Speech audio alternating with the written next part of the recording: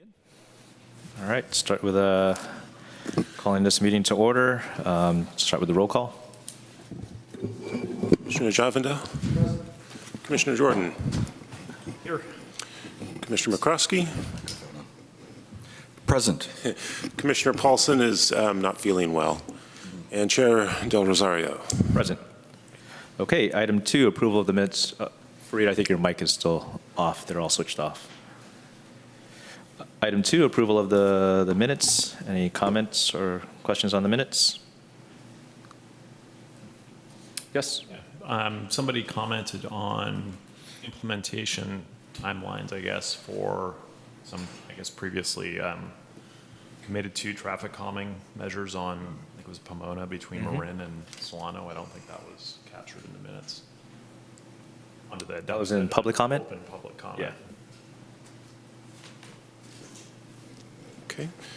And with that change, I move to approve the minutes. Great. Second. All right. All those in favor?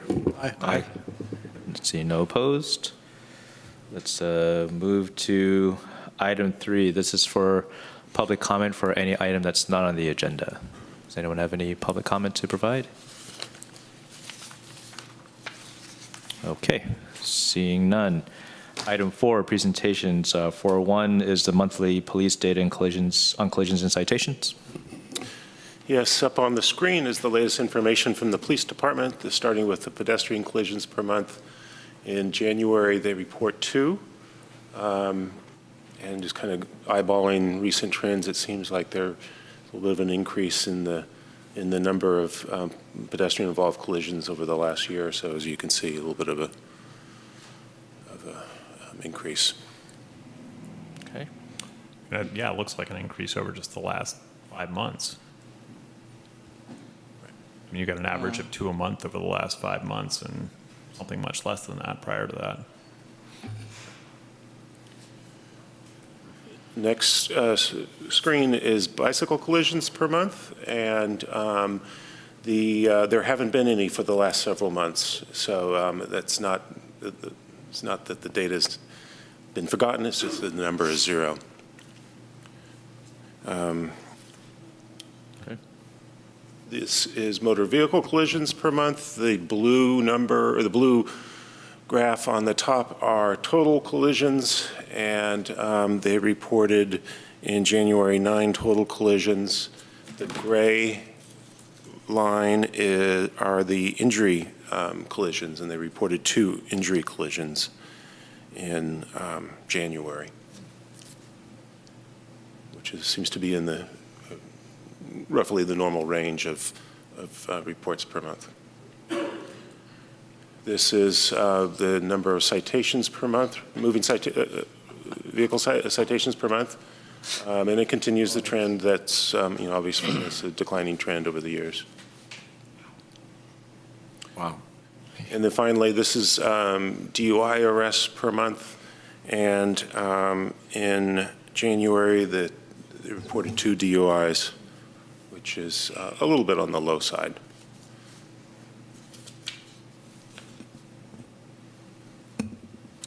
That's the data we receive. Questions? Comments?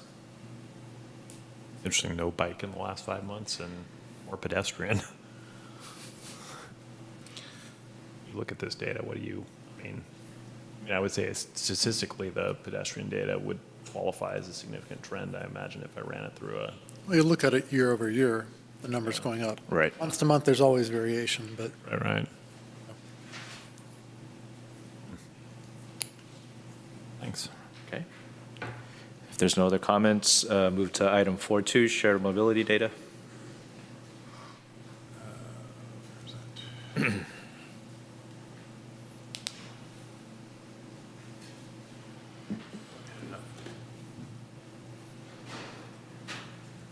get it off the web.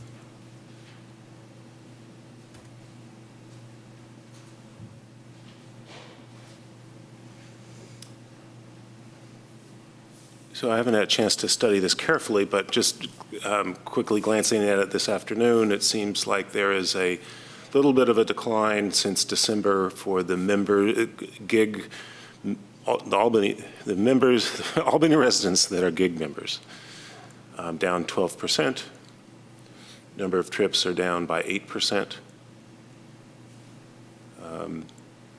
And according to gig, as you can see in the text that, on the bottom of the page, they attribute the reduction to a normal seasonal pattern that they apparently expected. And they're also reporting that they generally see 6 to 9 gig cars available on an average day.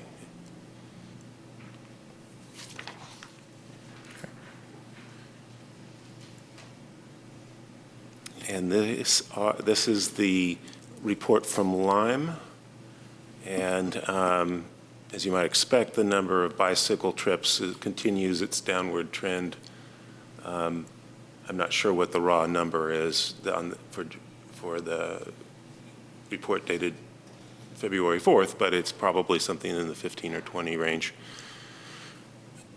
And then this is the number of scooter trips.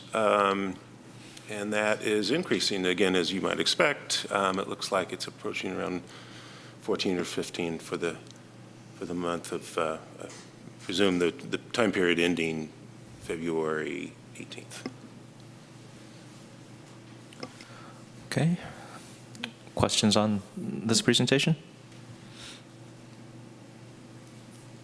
Comments? Actually, on that, I'm sorry, back to the last one. Are you seeing similar trends in Berkeley? Or not for this, but For for gig? no, not for gig. For I'm sorry, this is going back to the accident reporting. we don't get real-time reporting from the police department in Berkeley. We're Okay. pulling data off Switters, so it's always a Wow. 8-year-old. Okay. Okay. We have over 10 to 15 years seen a continuous decline in the crash rate, though.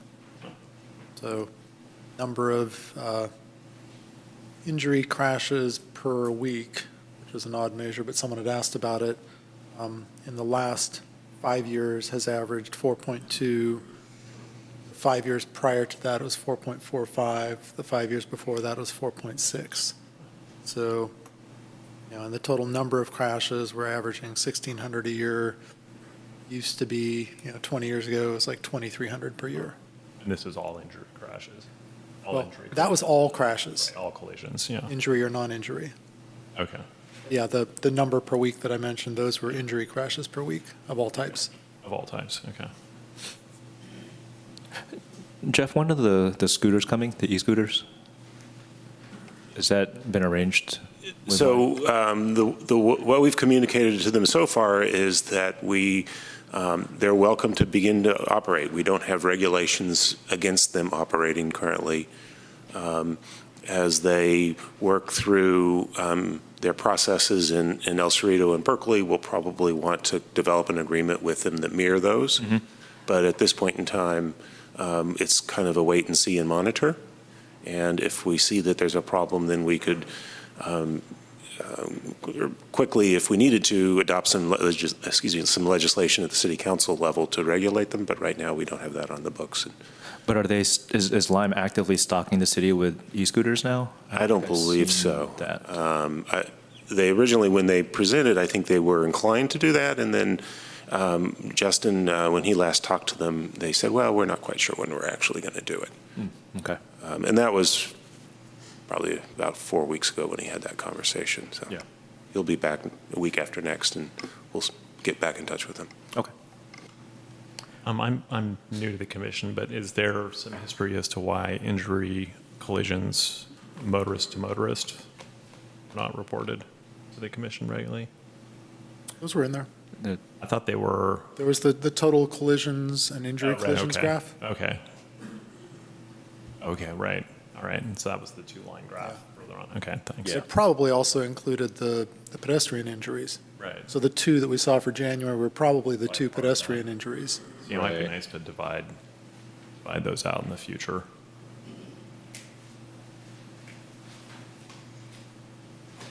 Yep.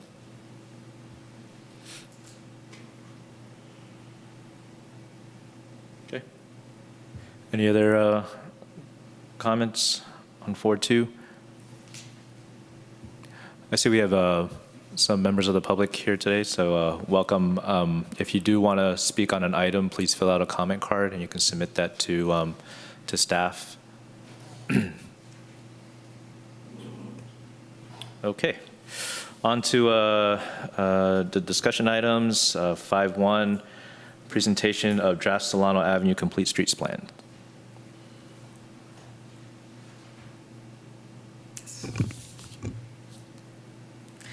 Okay, good evening. So before you tonight is the draft plan of the Solano Avenue Complete Streets Plan that we've been working on since last spring. I believe all of the commissioners in some individual capacity have been involved in the process. I know Commissioner Paulson, who couldn't be here tonight, had been to both our workshop and our pop-up, as had Commissioner McCroskey. We've worked with Commissioner Del Rosario in his professional capacity with AC Transit and bus stops on the corridor. Commissioner Jordan was most recently at our Community Advisory Group meeting a couple weeks ago, and Commissioner Javendal has worked with city staff and the consultant in his capacity as a Berkeley City staff person. So all of you have had some involvement up to this point. I just wanted to kind of give you a little brief overview. There were some things that I want to lay the framework for our discussion tonight, also kind of clarify a few points based on some of the correspondence that we've received. And then I'm going to turn it over to our consultants to do a presentation. Before we do that, I wanted to acknowledge, both for the commission and for members of the audience, we received a lot of correspondence for tonight's meeting. Up until about 2:30 this afternoon, I forwarded the commission everything that we had received. And then between 4:30 and 5 o'clock, we received 2 additional items of correspondence, which I've put a paper copy before you on the dais and also included that at the back of the room. So I want to make sure that that is acknowledged. So for your review this evening, I'm going to turn it over to the consultants shortly. After they conclude their presentation, we would like to have the public hearing, then close the public hearing, and then bring back a Q&A where the consultants can respond to speaker concerns as well as commission questions about the plan. And then at that point, we would solicit the commission's feedback and comments, and then ultimately have a goal of forwarding a recommendation to the City Council. So one of the things I wanted to clarify before we move further in the discussion tonight is the difference between a plan versus a project. And in the correspondence, I've kind of seen it referenced both ways. And for everyone's clarity, I wanted to define what those are because they are very different. So a plan, and in this case, the Complete Streets Plan, it's an urban design plan that provides long-term strategies and policies for the future improvements on Solano Avenue within the study area of Masonic to the city limit line. So what's not in the plan is engineered design plans and shovel-ready projects. What we're looking at right now is high-level and conceptual. And the difference is a project, as we look at it, is actually subject to Chapter 13 of the city's municipal code, which is public works projects, contracts, and procedures. So these are projects that the city has identified within the capital improvements program that includes a project description, justification, expenditures, funding source, and timing. So again, that is also not in the plan. It's a high-level thing that once some action is taken, if the plan is adopted by the council, there would be projects that would come out of that would get formally amended into the capital improvements program. So just to refresh your memory on recent commission review, the consultant provided a presentation in September of last year, giving you kind of an update on where we were in the process. And at your October 25th meeting, there was discussion at the end of that meeting regarding backing angle parking and a potential demonstration. A recommendation was made to the council to endorse a back-end angle parking demonstration and have the Traffic and Safety Commission oversee the details of such a project. So we went to the council on November 19th. At that time, the council gave us specific direction to proceed with the Complete Streets Plan within our current schedule, so we anticipate completing this later this spring. They did express support for a demonstration project in the future that would be separate from the plan preparation process. All of them agreed that a long-term demonstration would be necessary to get proper data collection. And there were some suggestions that were made to hold it in an alternative location in this city, potentially on Portland near Memorial Park. We also held a pop-up event on September 22nd last year. In doing so, we had an opportunity to collaborate with Flowerland, which was generous in allowing us to set up our display boards and providing space for our project team to engage with members of the community who stopped by. The actual demonstration included the use of straw wattle to narrow the street lanes, which created temporary bulb outs, and we also created a higher visibility crosswalk. Ultimately, it was an event that was collaborative and allowed some preliminary concepts to be installed. And we also got a lot of feedback, not only from Albany residents, but from non-Albany residents. So we talked to folks from El Cerrito, Kensington, and Berkeley who were able to share their thoughts with us. One of the questions that has come up is why back and angle parking was not part of this event. And I want to be clear that in all the correspondence that I've read and what I heard at the council, whether people love this idea or hate this idea, the one thing that everybody agrees on, a one-day event is completely insufficient. This has to be done for an extended period of time with measurable data collection. And based on my conversation with the consultant, a minimum of 2 weeks, ideally 4 weeks, would be optimal to test the parking and also collect data to actually have some points to measure the efficacy. So at this point, I'm going to turn it over to our consultants. They'll give you a presentation overview, and we'll proceed with the public hearing and then move on into the meeting. Great. Thank you, Anne.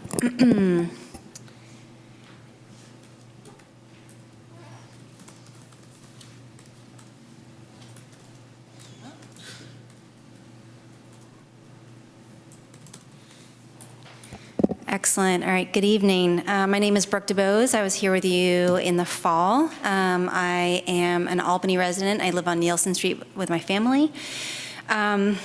And I just want to share that in the last 24 hours, I have been able to ride my bike because it stopped raining, walk, take AC Transit, BART, drive, all of these things because I live in Albany. And it's because of the service of our public servants and also the contributions of our community along the way that allows me to travel with so many options. And I just want to say that I keep that in mind in the spirit of this plan as well. So tonight I'm actually here as a consultant serving the city of Albany, so I'm here in service to you.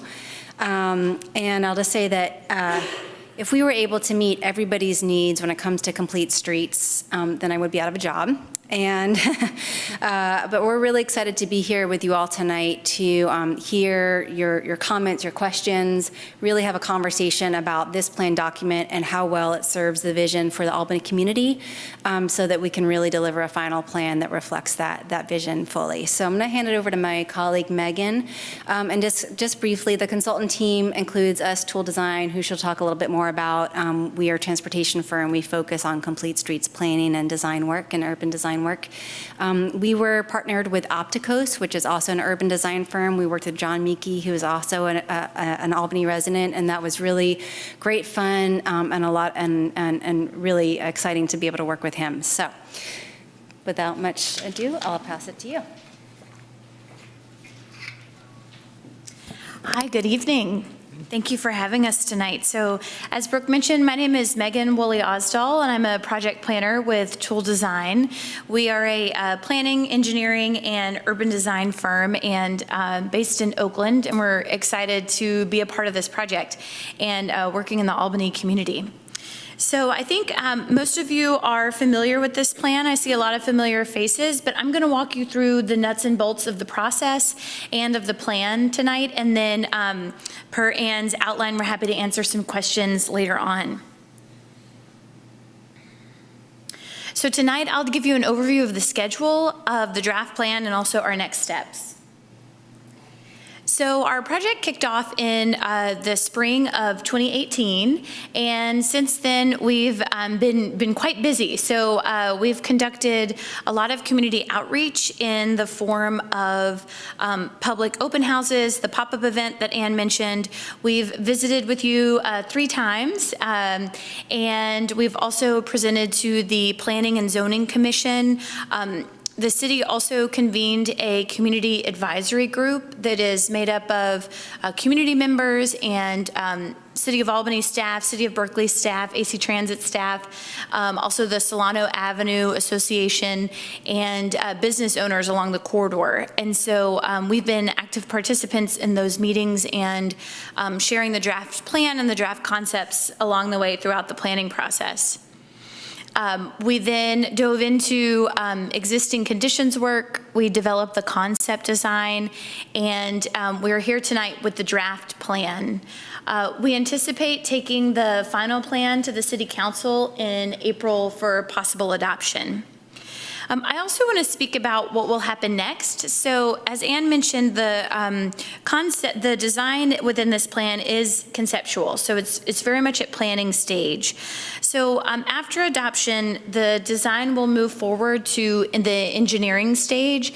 And this is when things get much more detailed. So right now, you can think about it as pretty high level, and then as it moves forward, it will get much more into the, like I said, the nitty-gritty details, which we refer to as 30, 60, and 90% design. So I just mentioned that to say that there's a lot of continued thought that will go into this, and that there's a lot of engineering work still to be done.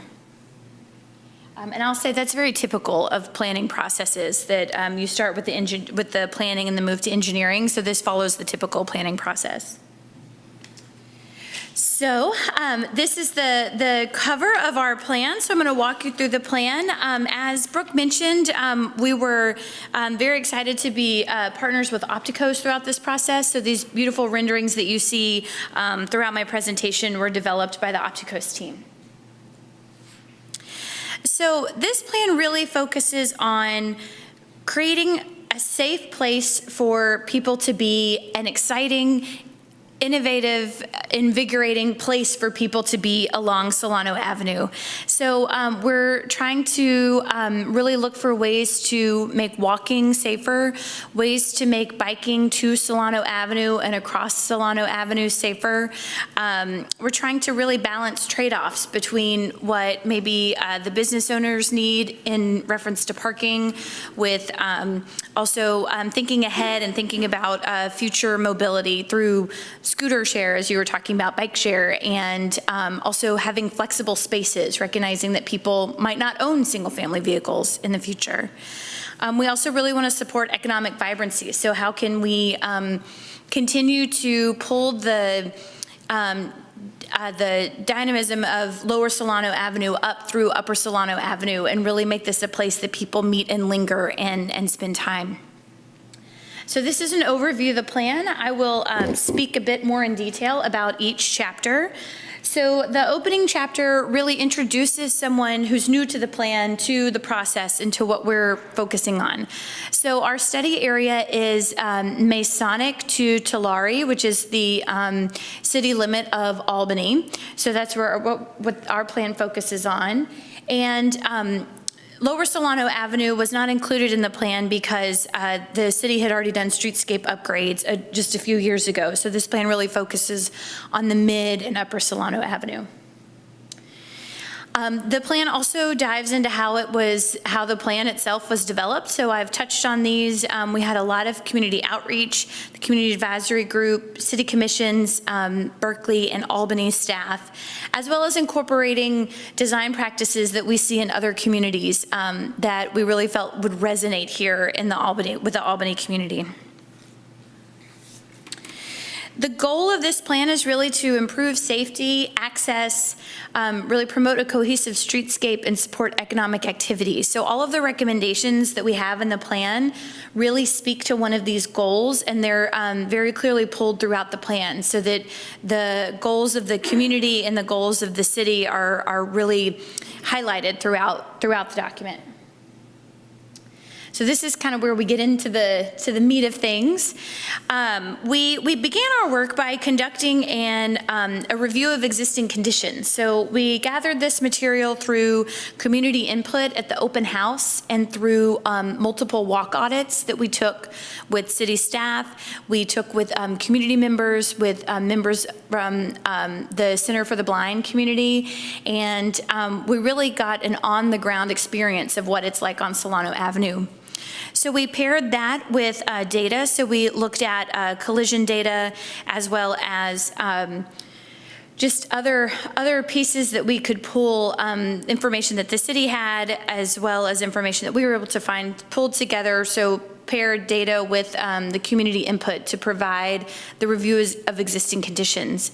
And what we really found is that both the data and the community are very supportive of improving pedestrian and bicyclist safety and access along and to Solano Avenue, strengthening transit access, managing curbside activity, so thinking about how we can be more flexible with parking, yet also still serving the needs of those who drive to Solano Ave, and looking at streetscape elements and supporting economic activity. So this is a rendering of the cross-section today along Solano Avenue. So here is the corridor design, and as Ann mentioned, this is very conceptual. I believe that during your last meeting, we really walked you through the details of each intersection. So I'm going to really provide you more of a high-level look at this tonight, since my hope is that you have had a chance to look at the plan. We're also happy to answer questions afterwards.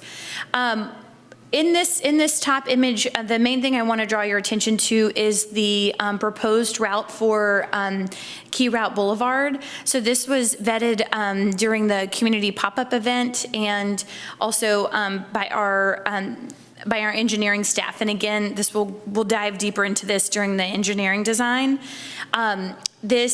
People really liked this idea because you can really create a vibrant public space there and the new green space, and it also still honors the Veterans Memorial, so that wouldn't be touched by this new design. By reconfiguring the streets and removing one of the intersections, it makes it much more legible as a driver or a pedestrian in this area, and so it really helps to minimize the conflict points that exist today. This design, and as you'll see carried throughout the corridor design, are pedestrian refuge islands. So these help people cross the street. They provide safe harbor as people move across the crosswalks. And the reason that we recommend this is that Solano Avenue only has 2 signalized intersections, as you're familiar with, Masonic and Santa Fe. And so one of the comments that we received just widely throughout the public process is interest in calming traffic. So these pedestrian refuge islands serve the dual purpose of traffic calming and providing safe space for pedestrians. We also realign the curb ramps so that they are in line with the crosswalks and make it easier for people of all abilities to move throughout the street. As you'll see continued throughout, we also increase the bulb outs. So this ensures that cars will turn more slowly and will be more aware, or hopefully more aware of pedestrians throughout the corridor. You'll also see these spaces highlighted in orange, and I wanted to draw your attention to those because those are identified as flexible spaces. So those could be used for bike corrals or parklets or buslets like you see outside of Hal's Coffee.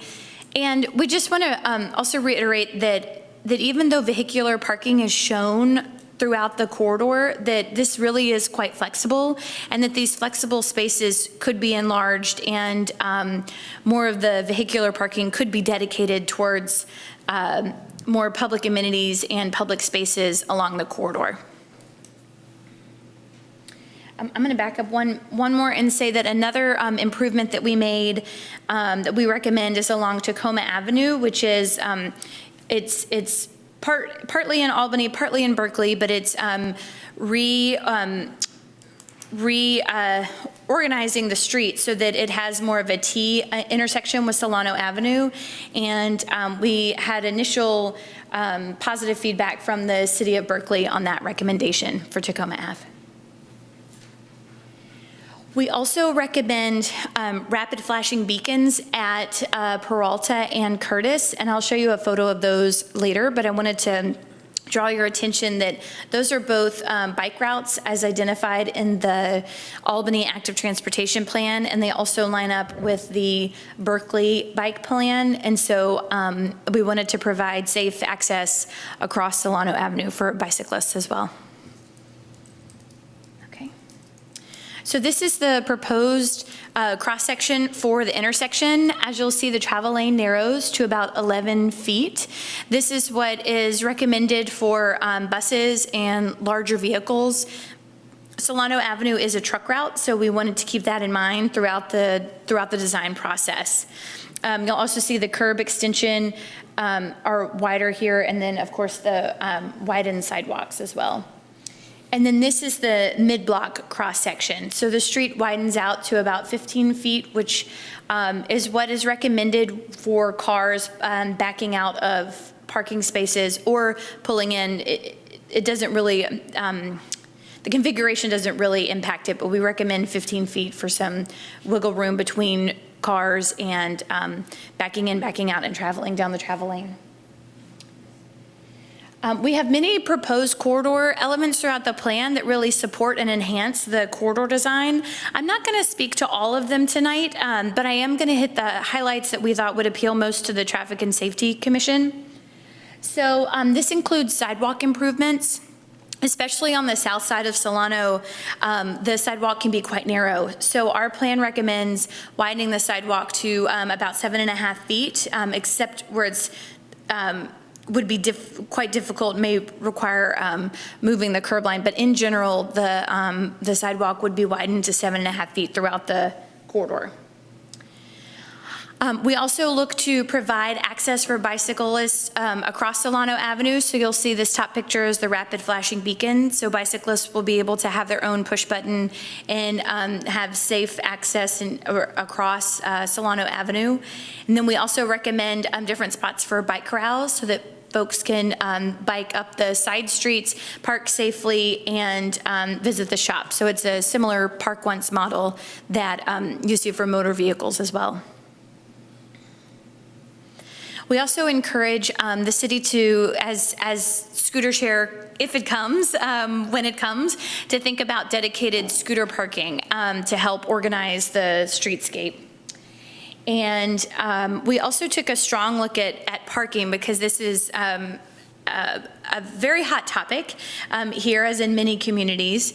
So with the closing of 2 bus stops along Solano Avenue, which AC Transit is proposing, this does add additional vehicular parking spaces. So with our design, this adds 12 new spaces, 4 of which are accessible, and also 2 of which are van accessible spaces, and 13 flex spaces. So I want you to keep in mind that too, when we say 12 regular vehicular spaces, those could be flexible spaces as well. The city could decide to dedicate the new parking to a parklet or a buslet or something, so it doesn't necessarily have to be vehicular space. Anne walked us through some of the discussion that's been held thus far about back and angled parking. So, but I did want to mention that back and angled parking is addressed in the plan. There's a section on it, and it discusses the interest of the community, some community members, as well as the Traffic and Safety Commission in back and angled parking, and kind of discusses some of the benefits and also things to consider with back and angled parking. So the report also identifies that additional community engagement is needed, as well as a demonstration project to really fully vet this. We did want to mention that we've done a mock-up of what standard parking spaces look like, so you'll see in this example. And then this is the back and angled parking. And as you can see, both types of parking, I'm going to toggle between the two, fit within the corridor design.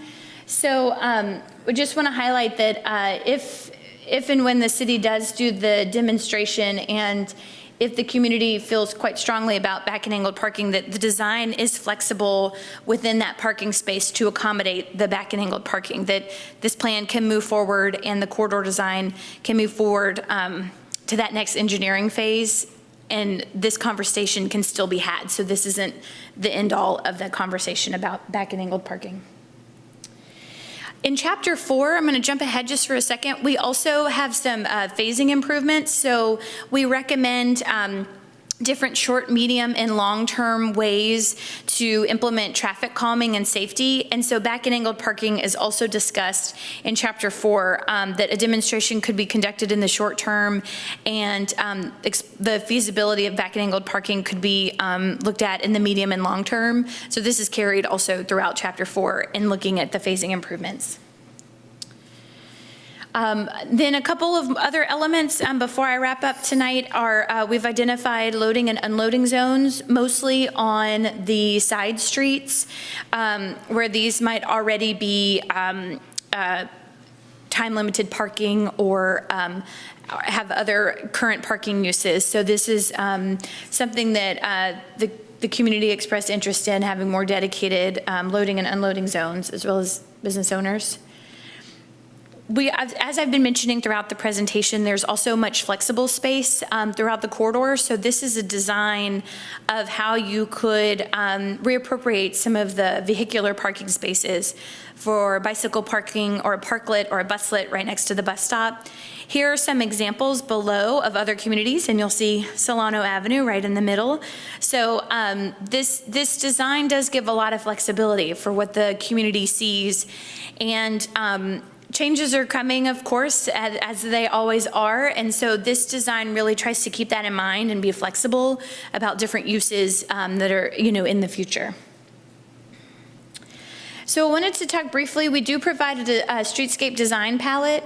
So this provides just some ideas for the community as you move forward with the plan. So we have some ideas under sense of place, for example, branding. And again, I'm just kind of touching high level.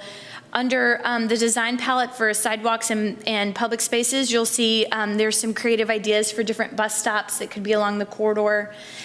We also look at bike racks and street trees and lighting. So this is sort of an encyclopedia of neat ideas, basically, for the city to consider as they move forward with plan implementation. Here's a rain garden design palette.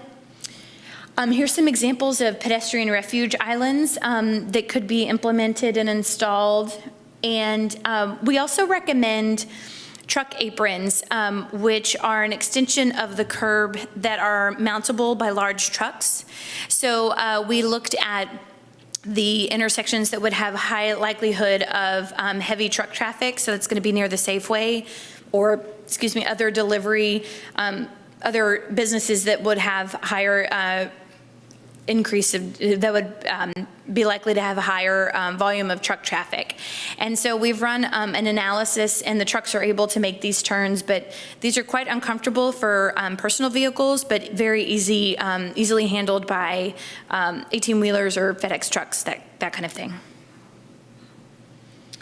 And then to wrap up, Chapter 4 looks at, I had mentioned this before, so phased improvements.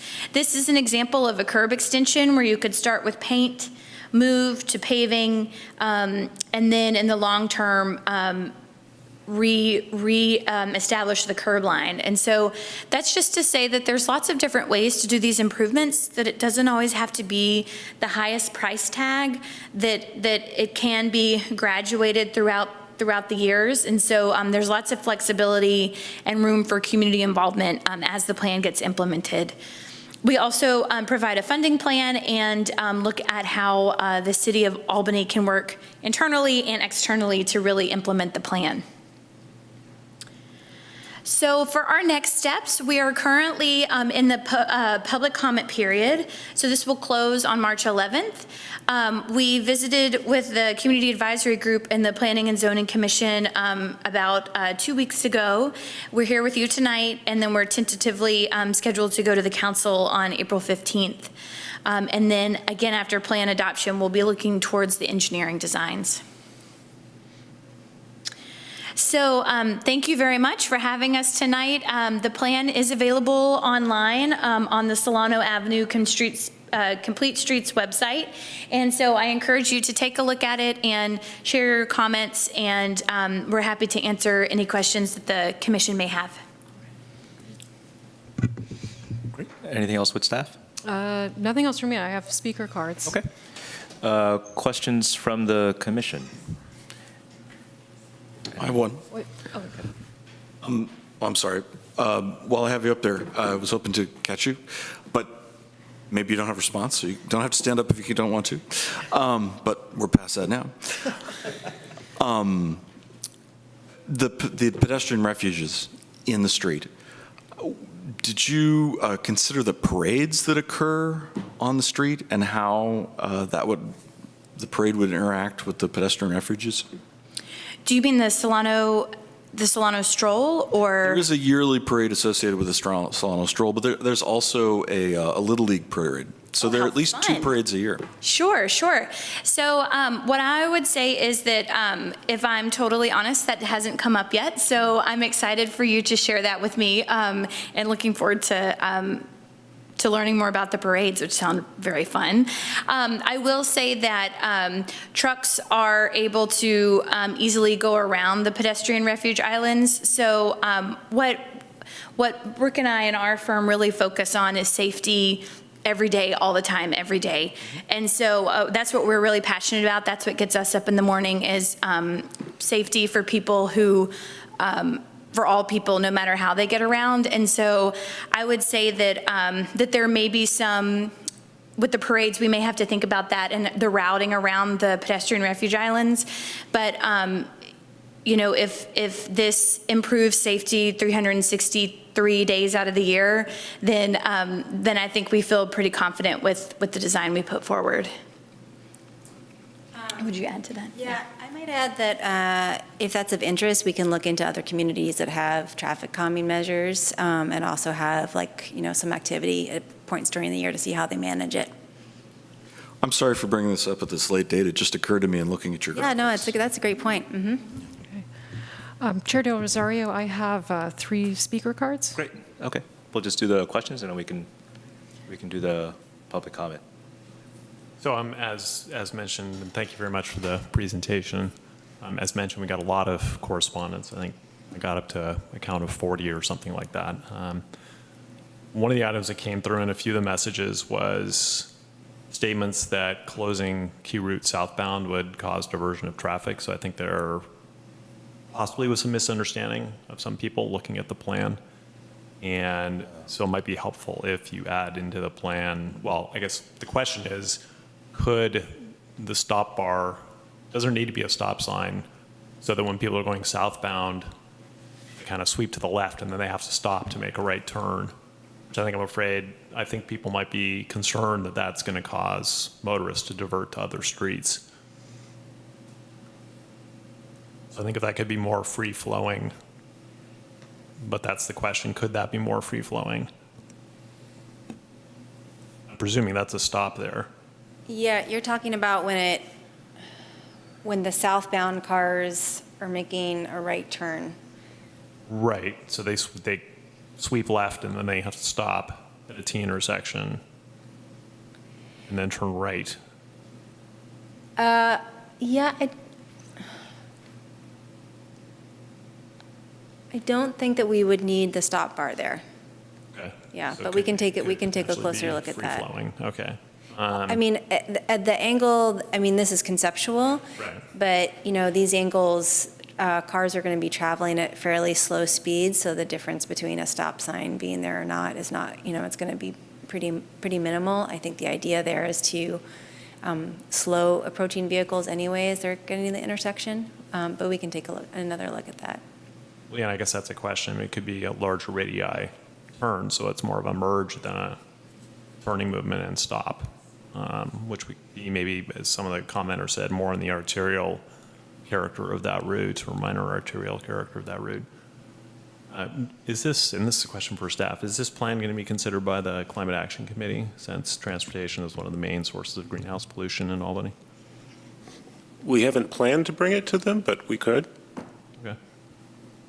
just because I think since, again, transportation is half the greenhouse pollution in the city, they should weigh in on something of this magnitude. And then I have some other questions that are easier to convey graphically, if I can jump over there.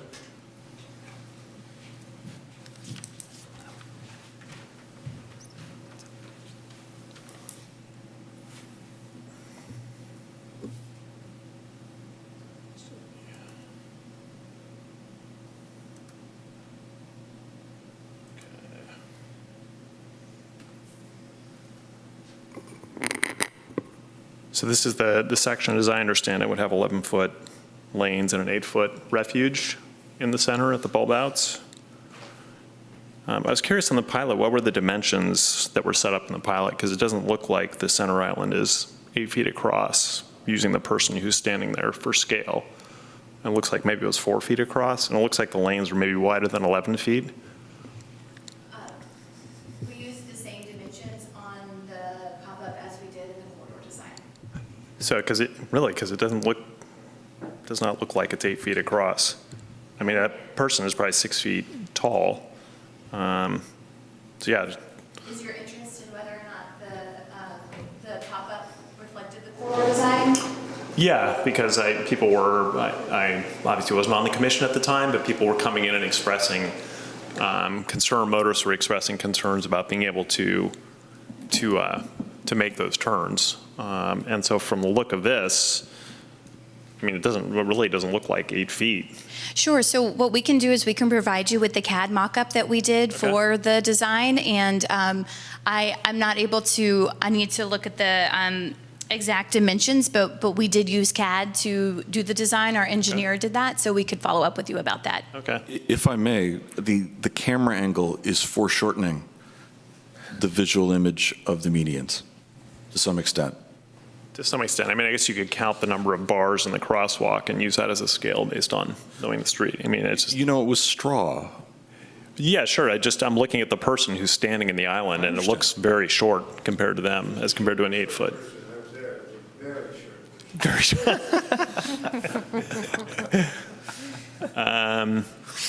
It states in the plan, the proposed corridor design establishes a minimum sidewalk width of 7.5 feet to address this issue being narrow sidewalks, although the sidewalk may be narrower. Do you have some idea where it would be narrower? Yes, we do. There are some spots along Flowerland and also along Schmidt's Pub where there was a trade-off between parking and sidewalk width. And so the conversation that the community may need to have in more detail in the future is the trade-off between parking in those locations and sidewalk width. We are looking, the city has hired an arborist to look at those locations and see about the possibility of removing trees in those locations, especially ones that may not be appropriate for a more urban environment or maybe older or pose hazards. So that will also gain us some width in those locations. Okay, great, thank you. Can I follow up on that? So the parking conceptual design, is it because you're changing the angles of those spaces that it narrows out the sidewalk, or what is it about the parking design that changed the sidewalk width? Well, it's not that the corridor design itself changes. It's that's what's existing out there today. Okay. But in order to widen the sidewalk in those locations, the community would have to have a conversation about the possibility of parallel parking. So that gets a bit in those locations. But that gets a bit bigger because you also want to talk about the impacted, talk to the impacted businesses and to really have a conversation about what that may look like in those areas. So it is narrower there today, existing.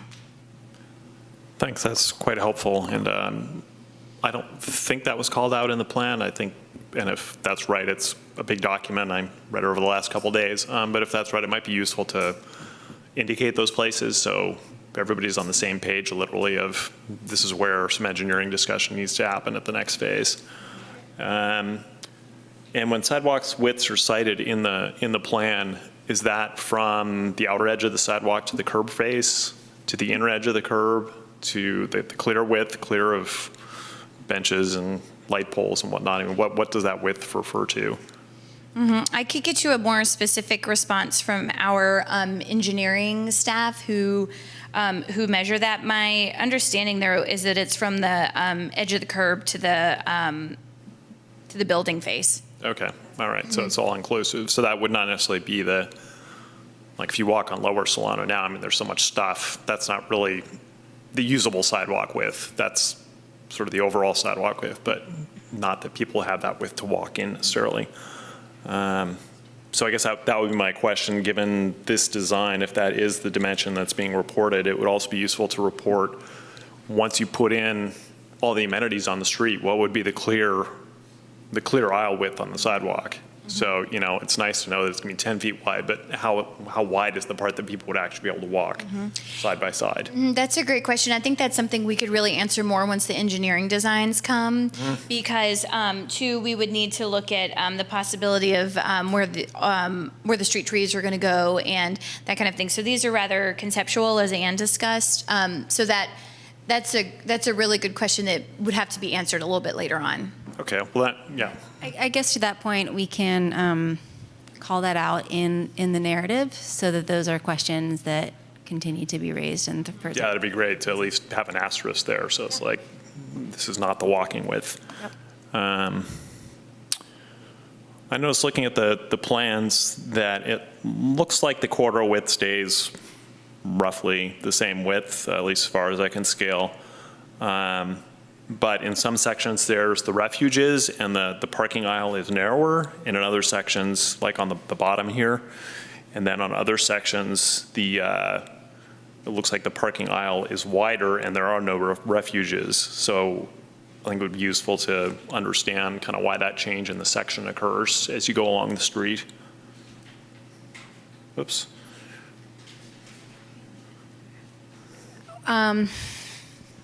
So I'm not sure if this is going to completely answer your question, but part of the urban design consideration was that there's a lot of sidewalk in some areas today that's not active. And so from an urban design perspective, our question was, are we going to make really large curb extensions at every single intersection, or might we break that up with some pedestrian refuge islands? And so the idea is that there's some rhythm to the corridor where in some places there's refuge islands and in some places we're looking at larger curb extensions. And that was, it's part of the urban design. Okay, and so which is which goes with which? Do the islands go with more sidewalk activity or less sidewalk activity? The islands were basically let's not extend the curb at the intersection at those places. Let's use the refuges instead. But I guess I'm trying to understand. So what was the criteria for where there's refuges and where there are not in the design? Or is it just sort of a random illustration? No. Okay. No, I mean, because Yeah. there's some intersections that have no refuges, and I'm just trying to understand why some Right. places there are and some places there aren't. Yeah, so the designs were originally developed during the charrette process when we were doing walking audits and talking with people about what they wanted to see at the intersection, and then also at the first workshop. And that was the point in which we originally identified potential locations for the refuges. And so are they at locations where there's, at least anecdotally, more crossing traffic? Is that or less crossing traffic?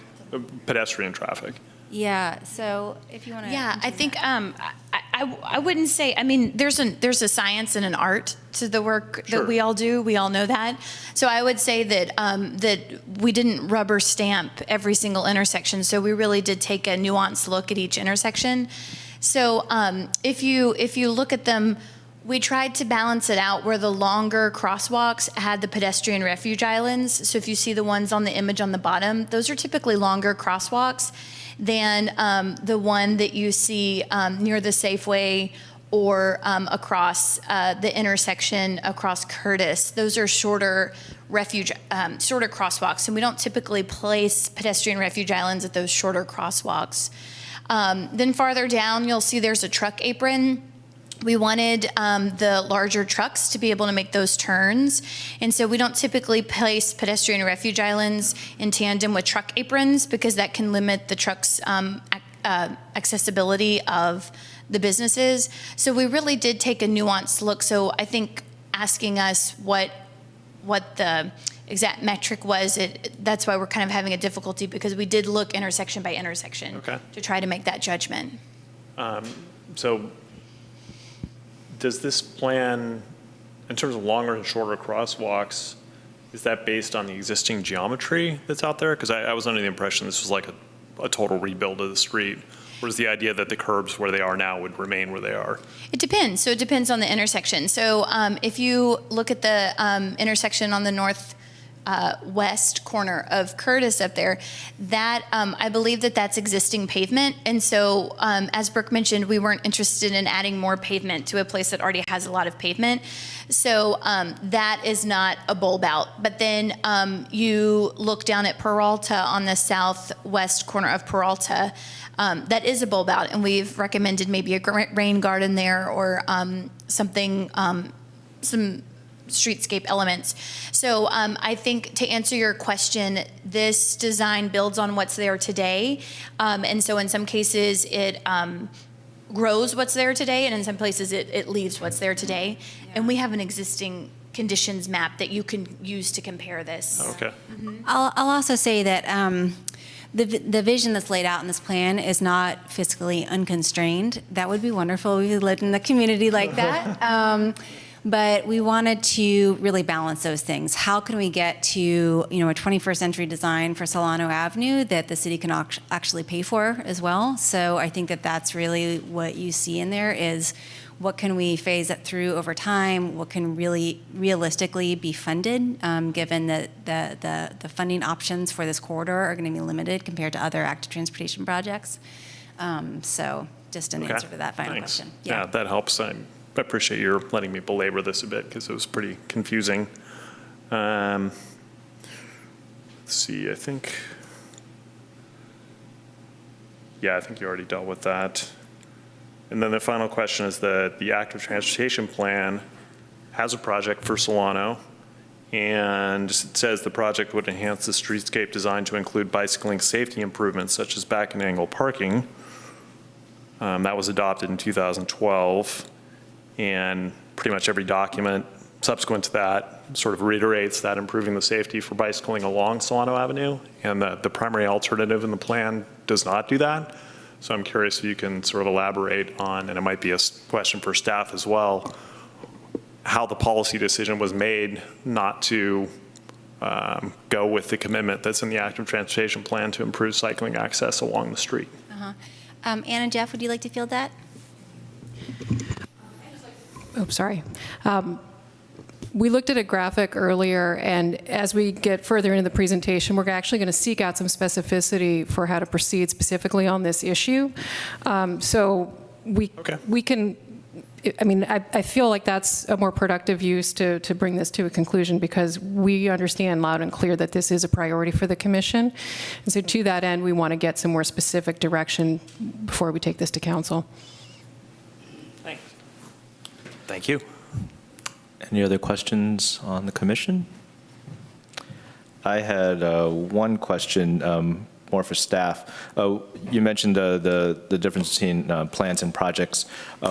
Would the entire plan or components of the plan be folded into a single project, or do you envision the projects be broken up, or what does that breakdown look like after the plan is done? Yeah, there would be multiple projects, I think, that would come out of this. But there is like a streetscape plan, with hardscape fixes on the roadway. Would that be considered one project, or have you not considered how that would be broken down yet? Thanks for letting us both kind of jump in back and forth. I think to some degree it's opportunistic. If something were to say, for example, happen to the Safeway store, which wouldn't be a big surprise, frankly. We may want to focus on that particular area. Other places we might want to focus on a particular mode of travel. Whether it's if we're going to address the transit service, we'd probably want to do that for the whole section all at once. So I don't think we have it nailed down, and I don't know that we really want to nail it down, at least at this stage. So Lower Solano predated me. So what was the process for that? Was that a single project? it predated me as well, but I believe it was one big project. But some of you who've been here longer might be able to answer that question. Got it. Members of the public are saying sewer project was the original impetus for the street work. And it was one massive project. Giant project, yeah. Tear down and rebuild. Yeah. Okay. Any other questions from the commission? Shall we open up to public comment? I have 4 speaker cards. First speaker is Letitia Berlin. Second speaker is Harry Chomsky. The third speaker is Nina Homisak. And the fourth speaker is Ian McLeod. And Doug. You want to start? Go for it.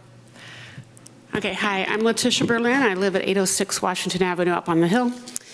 And thanks for letting us speak tonight. It looks really great. It looks really exciting. I have 2 concerns, which I believe are connected. As I'm looking through the thing tonight, the handout, it looks like you're expecting bicyclists to go on side streets, and then when they want to come onto Solano, to go down a cross street and then park. But I use Solano to run errands, and I'm not particularly thrilled about going like this to run my errands. So I'm hoping that you're going to do more to address my second concern, which is I don't understand why you took out the trial for back-in angled parking, which someone earlier tonight said should really be called front-out angled parking. I think that makes it seem less scary if you call it that. I liked that idea. I looked at videos of front-out angled parking in different towns, and I think for bicyclists, this is really a good way to make things safer. I think our ultimate goal, I hope, is to cut down on car usage in our town, make our air cleaner. We have to plan ahead for the next generation. Let's get rid of the cars ultimately. Ideally, you'd have some sort of shuttle going up and down Solano, letting people get off to their businesses. But I think if you delay it, if you don't put it in the plan now, and even though you're saying you're going to have it in the future, in my experience, living on the Hill, trying to deal with traffic issues there, it's taken more than 10 years to deal with a particular issue that we have up there. I don't think you're going to get to it for quite a long time, and I really would like to see you include a 2 to 4 week trial for what's officially called back-end angled parking. So I'm urging you to delay acceptance of this plan until you have put that 2 to 4 week trial in there. I see in the plan and listening to you all talk that there's a decision that was made to take it out, but I don't understand why it was taken out. So I'd love to hear the reason for that. Thank you very much. Thank you.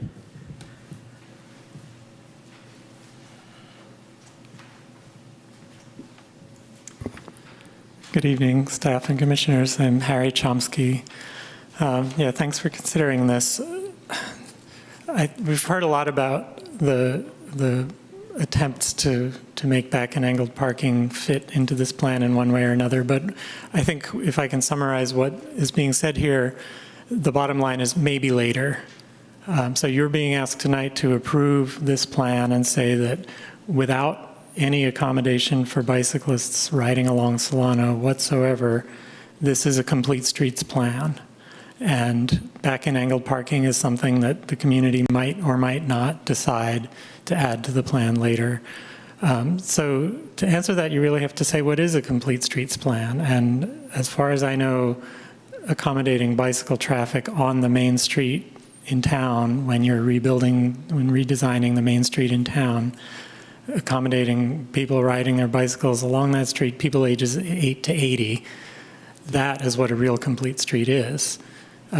Deciding to leave it as a car-oriented street with enormous amounts of unpriced parking is a big step away from the vision of complete streets.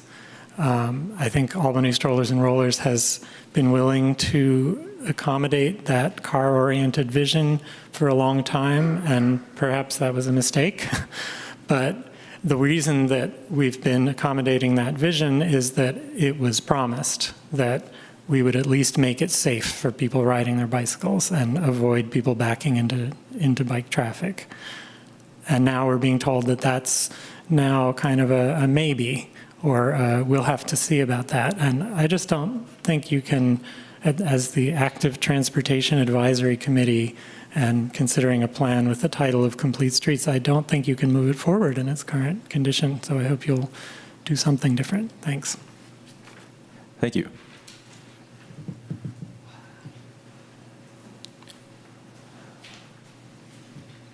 Hello, I'm Nina Homisak, and I have many concerns. The AT&T sidewalk that was half fixed, and then the sign was placed on behind the huge tree that's leaning into the street, and the tree was cut at the curb. And Forrester, a friend of mine, told me that's how you start to tear down a tree, cut down a tree. And I have been monitoring it moving into the street, and it's a giant 2.5, at least 3 foot by diameter eucalyptus tree at the edge of the AT&T property. When you fixed the sidewalk, you only fixed half of it. So I wondered are you waiting to fix the other half, where I saw a pregnant woman fall. I tripped twice, and it's very derelict from the middle of their entry to Ventura. So I thought, well, maybe you're going to wait until you start to redesign your street and your bulbs. So maybe that's why you waited to finish the other half of fixing that sidewalk.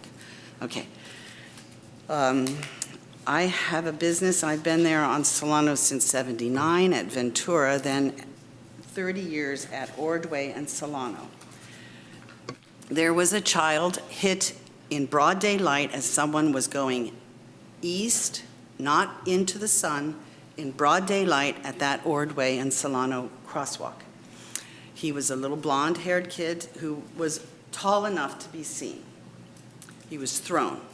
All of the neighbors, the business owners, came out, and we said, why can we not get a stop sign at that intersection? If you were to go to your opening picture, I could show you that particular block between where Tacoma comes into Solano and Ordway tees in from the south.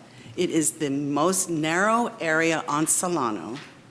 Trucks are constantly delivering goods to all of those very tightly spaced shops all day long. And I cannot understand how, if a car with a turning radius that is better than an 18-wheel truck, how they are going to be able to maneuver around those bulbs. I'm trying to be calm and not get upset, and I'm down to 15 seconds. Because those bulbs, I remember when people were putting those, the city might have put these flexible plastic signs that say traffic must yield to pedestrians, and the trucks would break them down. So if they can break down a vertical plastic thing that stands up from the street, in the middle of the street, in the middle of a sidewalk, how are they going to get around those bulbs? It doesn't make any sense to me. And if you say they can do it, I have noticed and witnessed many, many times that, especially down at Safeway, but the wine shop, Barney's, Subway, that particular block between Peralta and Ordway is particularly crowded and narrow. And I agree with the cyclist. I unfortunately can't cycle anymore because I can't risk getting hit. Too many times I got hit as a bicyclist. So I agree with the gentleman of, by reducing the width of the lane from 15 to 11 feet, what are you expecting the cyclist to do? To share a lane with a truck and people that want to go fast and are going to push them out of the way? I mean, I really don't understand how narrowing a road from 15 feet to 11 is going to make it any safer for the cyclists. And I also understand that since I've spent a lot of my life there, I have noticed that there are many elderly people in Solano, in the Albany and Berkeley, North Berkeley area. If you can wrap up your comments soon, that'd be Okay, all great. right, Thank okay. One more thing. A stop sign. That's what one of my business neighbors suggested, that why can't we get a stop sign at Ordway and Solano, please? And I don't understand how can, by putting another crosswalk on the eastern side of the Ordway intersection, how is someone going to be driving up, stopping for a pedestrian, and then drive 10 feet and then stop again for another crosswalk across to the bus stop? And is that bus stop going to be one of the bus stops that are going to be removed? Just those are my questions. So thank you very much, and I hope I didn't sound too upset. Thank you.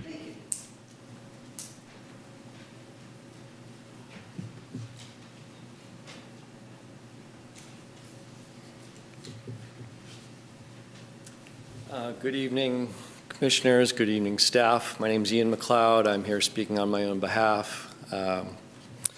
I've just been, looking at this plan for a while now, and I have a lot of concerns. And, I do respect all the hard work they put into this plan. But at the same time, I have a lot of reservations. Mostly, the main point is that it's not a complete streets design. It does not take into account cycling almost in any capacity. In fact, I think it makes it more dangerous for cyclists to go down Solano, especially the pedestrian islands. There's just very, very little width there. The biggest problem I have with Solano is that it's a truck route, and that inherently makes it unsafe for cyclists. So the question becomes, if it's inherently unsafe for cyclists, how do you make it safe for cyclists? And to that end, my way of thinking is that Solano Avenue should have protected cycle tracks on both sides, up and down. That would gain a lot of different advantages for the city. It would conform to the active transportation plan. It would encourage multimodal transportation, much better access for kids and families. Anybody on bikes could get up and down the street more easily. It could become the central cycling spine for Albany. It would, I think it would correct the problem with the parallel streets being the main cycling streets. The central access should be the main cycling street, which should feed the side streets, not vice versa. The other problem I have with the plan is the current plan is that it does nothing to reduce greenhouse gases, does nothing to advance our climate action plan in Albany. There are other things that should come into play. There are future transportation developments. There's scooters, bike shares, ride shares, automated vehicles. I think these things are going to have a much bigger impact than we realize right now. I think it's going to just change completely how we access these kind of streets. I think it's going to lead to much less parking needs, more drop-off needs. I think there's plenty of room on Solano. There's 80 feet width. You have 10-foot sidewalks, 5-foot cycle tracks, a buffer zone, an 11-foot cycling or an 11-foot traffic lane on each side. I think it solves a lot of problems. Cities all over the world are doing this now.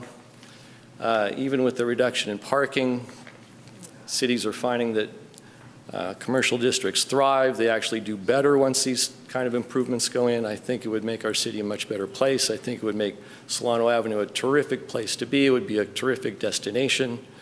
And above all, it would make Albany safer for our kids and families who want to go to shops and schools all up and down the street. Thank you. Thank you. Doug.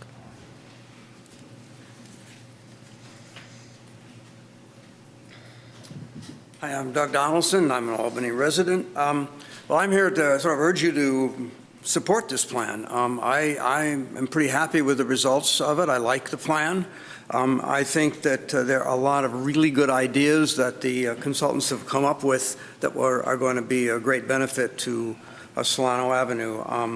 I really like the changes, the idea of changing the Ordway-Tacoma intersection. I think that's a real positive.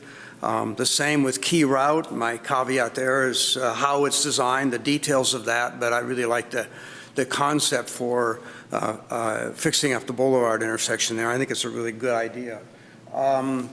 Let's see here. I like the bike crossings that are proposed at Curtis and Peralta. I like the idea of crossing, optimizing the crossing of Solano so bicyclists will continue to use the parallel routes on the other side.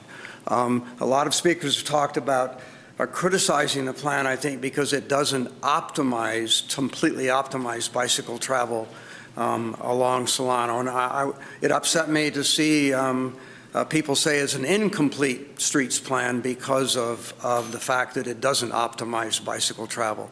I think the modest improvements in the plan encouraging bicycle or supporting bicycle travel are good. They're fine, and I think that's enough. Solano Avenue is not a bicycle boulevard, and unlike my colleague Ian, I really don't think it should, at least certainly not in the foreseeable future, the next generation or two. And I think this plan provides improvements that Albany can live with for the next 20 or 30 years, and it'll make a better Solano for sure. And I say that as a bicyclist. I bicycle 4,000 miles a year. I've helped Strollers and Rollers on some of your activities. I think Strollers and Rollers has done a lot of great things in Albany, but I was really bothered when I saw that your Strollers and Rollers is saying this is the incomplete streets plan because Solano should become a really bicycle optimized street. I disagree with that. It's our commercial street. It's going to remain that way for a long time. I like the fact, in fact, that the plan shows that we can free up some more parking spaces on Solano. I noted that. I know parking spaces are bad these days, but this is our commercial street. And the businesses, people do have trouble finding parking, and people are not going to change their driving habits all the time. I rarely drive to Solano. I usually walk or bike for almost all my errands here in town. But not everybody's like me, and not everybody's a stroller and roller in that sense. And the businesses I know really worry about the need for accessible parking. Finally, one last thing, if you'll bear with me. There's a lot of talk about the back-end parking. My personal opinion is that it's a solution in search of a problem that we don't have. I really think it's a pretty ridiculous notion, and I'm glad the City Council didn't spend the $30,000 of our money on the demonstration program, and I hope it ends. I don't want to see it at all on Solano. So there you go. Thank you. Thank you. Are there any more public comments? Is there anyone in the public that wishes to speak that didn't submit a comment card? Okay, back to the commission for comments. Okay, so I wanted to just add a Yes. little structure to this for the purposes of the discussion tonight, and knowing that you have a fairly lengthy agenda. I was hoping that ideally we could take this chapter by chapter, knowing that some chapters may not generate much in the way of comments. So we could go chapter 1, chapter 3, and then chapters, I think 4 and 2 have more of the meat of some of the concerns that have been addressed tonight. Sure, I think that's fine. As long as That's not the way my mind is structured around this, but I'm anyone else have any? not really familiar with the content by chapter, so. Yeah, kind of the same way. It seems like chapter 2 is the Chapter 2 is the meat of design, what we're right? That's the discussing physical tonight. design. I guess at a high level, I mean, chapter 1 gives you just kind of a high-level introduction and background. I didn't necessarily expect that the commission would have comments on that. I haven't heard much in the way in terms of the streetscape and design palette, but perhaps there are comments that you have. Yeah. I mean, my preference would be to jump into the design, alternative design. I don't know which chapter that's in, but Yeah. I do Profile have, of the street, or?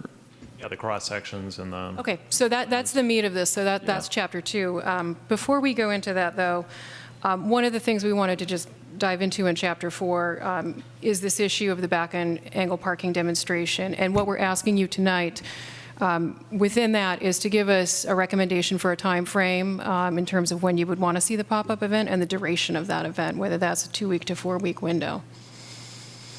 So if this is something that could occur within 12 months from the date of plan adoption, 18 months, however you want to structure that, we would take that recommendation to City Council.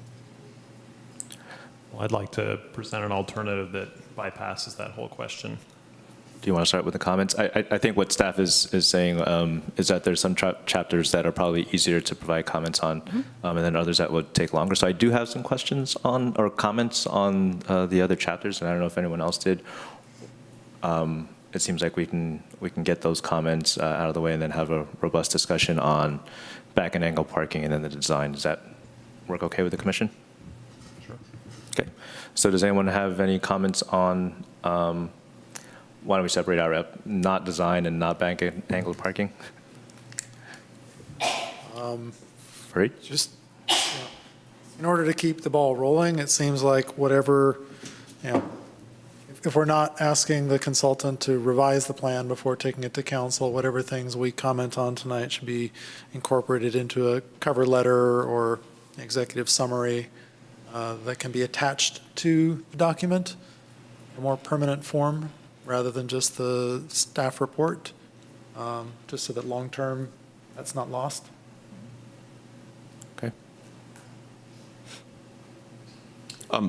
I haven't taken the chance to say that I appreciate all the work, and there's a lot of good meat in this document, and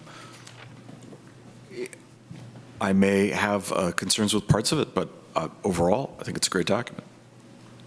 And to the extent that I don't really have comments on the general sections.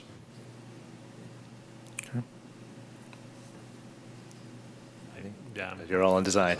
Okay. I did have some questions on the, or comments on the other chapters. One is I didn't see any type of discussion about O&M, and it seems like that's going to be a big piece here. There seems to be a lot of customized elements in the design. Did you say O&M? Operations and maintenance. Thank you. Sorry. Thank you.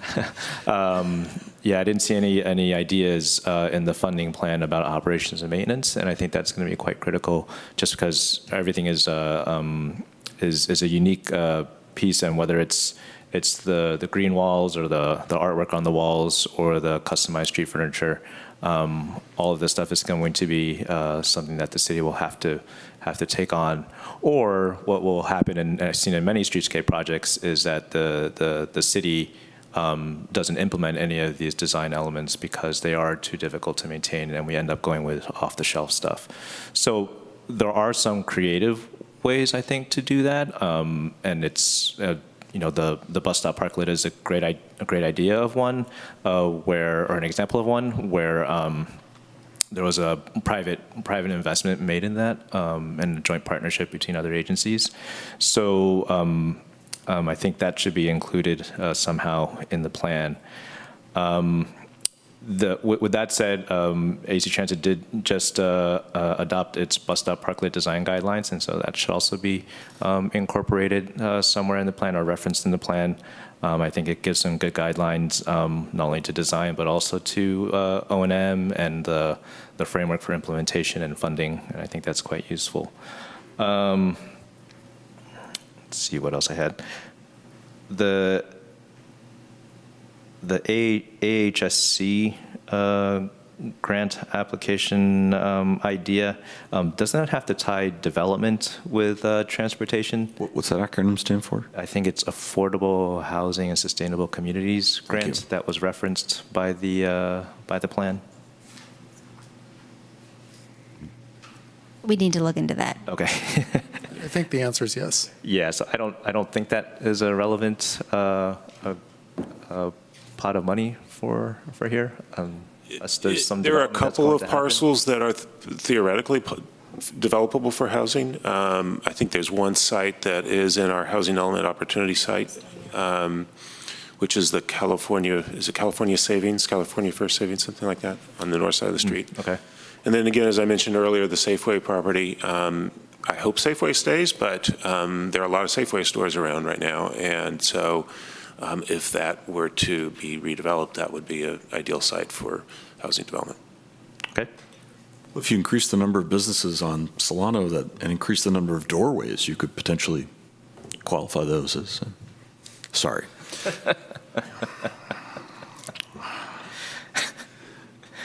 sorry to interrupt. I didn't hear the end of your sentence about Safeway.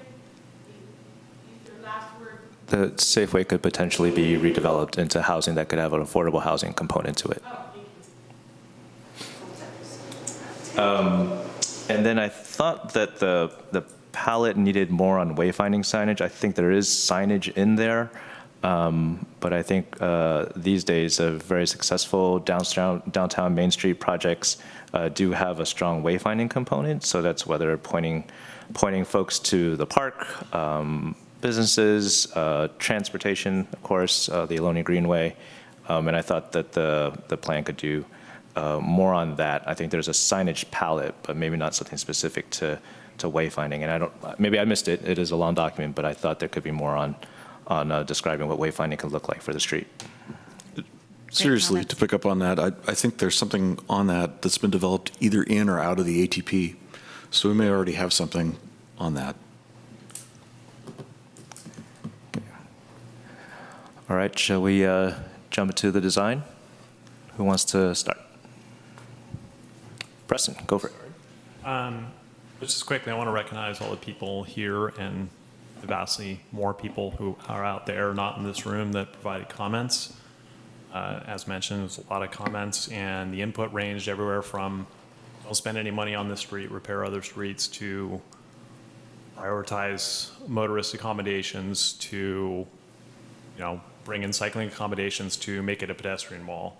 So there was no sort of consensus or unanimity. There was a packet that was sent by Solano Avenue Association, and I didn't count, but my impression was about 2/3 were against back and angle parking, and about 1/3 was actually for back and angle parking. So there were some business owners who were for it. And some of those talked about business owners who'd seen cyclists hit motorists who were backing out. So I'm going to go up again and do some presenting because I think visually, and so I can move much faster that way.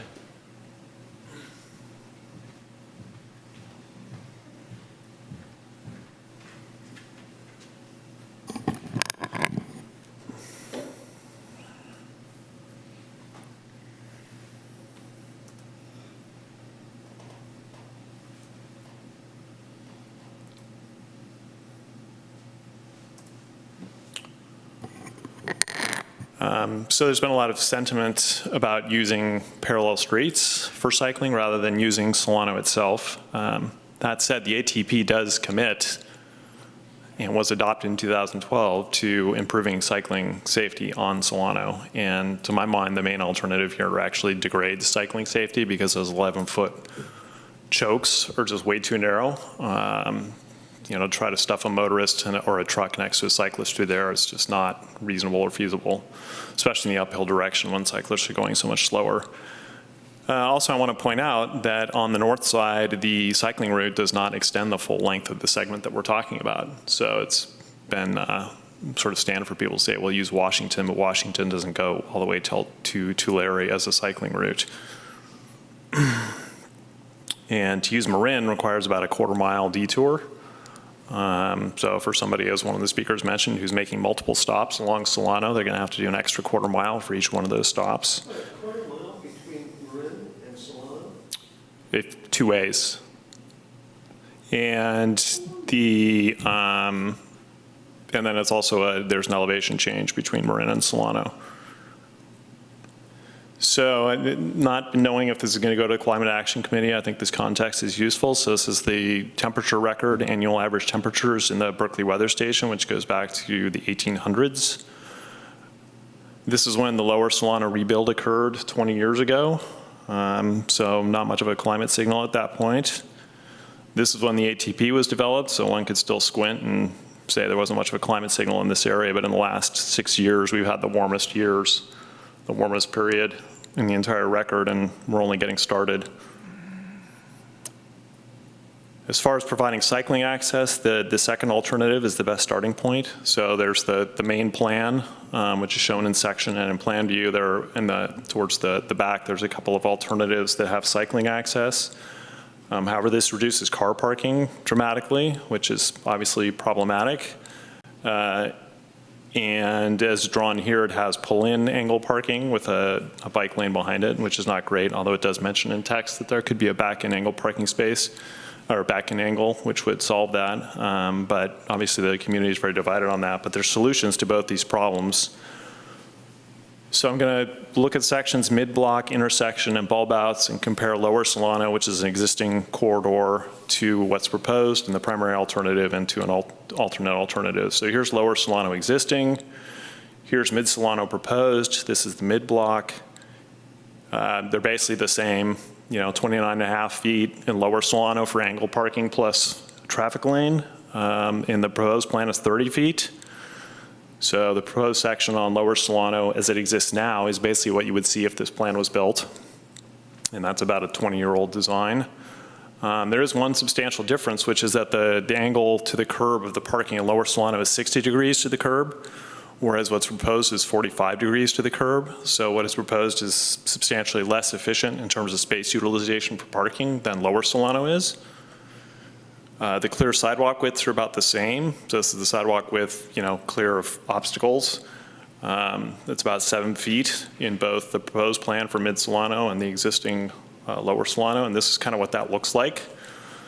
So you can see it's pretty constrained. It's, 2 people can maybe walk side by side, but if you have a third person coming at them, then people can have to do a dance around each other. So it's actually not a great walking street at that width of 7 feet. So really this, the proposed sidewalks are still too narrow for a main street. So I moved Mid-Solano proposed up to the top here, and now here's an alternative design, Mid-Solano complete, and this is working from the second alternative, reorganizing some, and I'll go through some of the elements here. So while the proposed alternative has 45-degree angle parking, in this alternative, the width of the angle parking on the south side plus the travel lane is the same as Lower Solano, 29.5 feet. So it should work. It works on Lower Solano. It converts the north side as proposed in alternative 2 to a travel lane plus parallel car parking at 20 feet, which is an appropriate width for a truck bus route. Because the angle parking on the south side would be 60 degrees instead of 45 degrees, it would put more parking on the street, better use space. Obviously, there'd be less parking on the north side, but overall, it probably approximately maintains current car parking inventory. This would obviously have to be quantified through detailed design, but it's not going to result in a tremendous loss because of the increased parking inventory on the south side.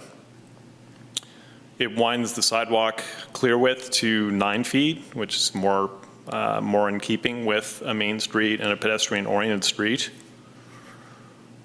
Puts a cycle track one way uphill, so that avoids parking collisions. So it doesn't really matter if that angle parking is pull in or back out. By pull out, pull in, it doesn't really matter. That can be left up to those people who drive the street. Although I will point out that there was a lot of input from people about back and angle parking. Most of it was anecdotal. There was some reference material provided by some commenters. The most interesting from my perspective was that AAA recommends that all motorists back into parking, which is pretty fascinating because as an insurance company, I wouldn't think that they'd be recommending a maneuver that results in increased claims.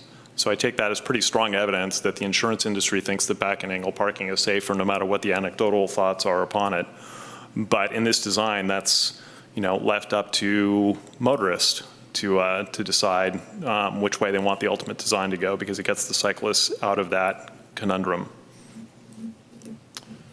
For cycling downhill, the cycling would be in lane.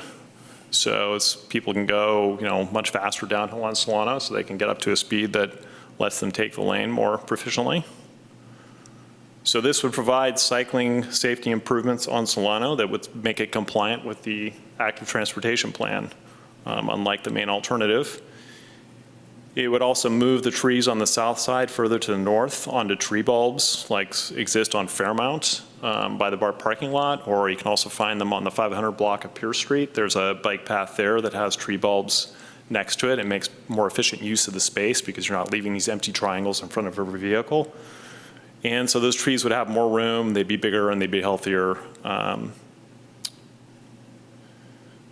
So going to the intersections, so this is Lower Solano existing, the crosswalks are in yellow. You can see vehicles, motorists coming in from the side streets. And what ends up happening is the motorist is so far back because the way the crosswalks are aligned that they have to pull across the crosswalk and then stop again in order to wait to enter the street, and so they end up conflicting with the crosswalks. In the proposed design, there's more space because the bulb outs extend a bit farther. So there's 14 feet, but for larger vehicles, there could still be conflicts with the crosswalks. In the alternative design, on the one side, the bulb outs are so long, they're 20 feet, that there's plenty of room for a motorist to cross the crosswalk and get out of the conflict zone. And on the south side, it's 6 feet, and so it's less likely that a motorist is going to feel they have enough space to cross and then stop again without blocking the crosswalk. At the bulb outs, in the existing, it's about 26 feet to cross 2 lanes. The proposed, obviously we've talked about, has the refuges with 2 single lanes. That's safer for crosswalk users, for sure, because you only have to cross 1 lane at a time and worry about one direction of motorists at a time. However, the center refuge, I'm concerned, is going to create hazard for motorists. There certainly were people who were talking about the difficulty of turning around the pop-up when it was there, making those turns. Be interested to see a template layout with a box truck trying to make that turn. Also don't know if this has been vetted with emergency response, what they think of having these islands in the middle, because it certainly could potentially interfere with their ability to respond. We've had 2 discussions with Jim Boydo and the fire department, Okay. so we're very much engaged with them on this process. Okay, and what was the outcome? He has, obviously when this goes to an engineering stage, they want to look at it and look at it pretty closely to make sure. I mean, they're not, I'll just be honest with you, they're not 100% on some of it, particularly in streets where it's, a harder turn. So Yeah. we're working with them collaboratively. Okay. And then, as has been mentioned, it's 2 lane, too narrow for people cycling to be able to get through with motorists at the same time. So in the proposed alternative, it's again 2 lanes, like Lower Solano. The crossing could be slightly narrower, 24 feet.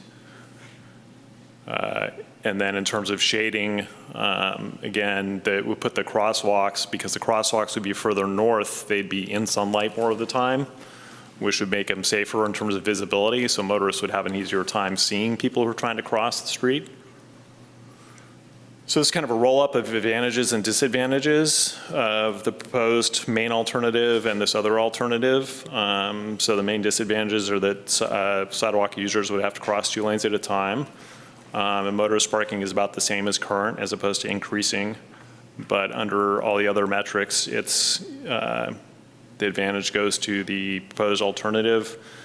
As far as different stakeholders, I think every stakeholder loses some but gains some. So for motorists, they're not going to have conflicts with the people who are cycling uphill the way it is now. Parallel parking is safer than pull-in angle parking. The statistics and the studies are very clear on that.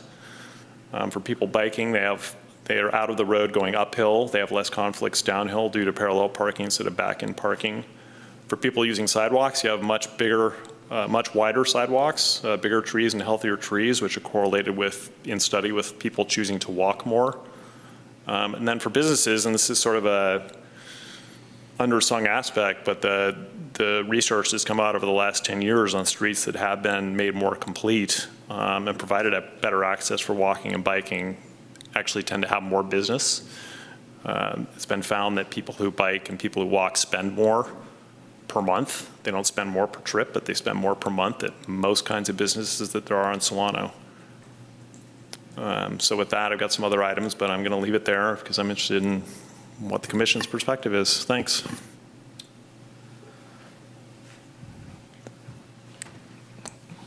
Who wants to comment next? Anyone? Go ahead. Ken? I'm sorry, I'm not feeling very settled at this point. So I'm not quite ready. I'm sorry. Okay. So I'll Put you on the spot, Freed. That's fine. Sorting my comments is my biggest challenge. So design, trying to stick to the right chapter here. As far as parking versus parklets, et cetera, I think that, we can be flexible about those ongoing as they may depend on the land use. And I think the plan does accommodate that, so that's good.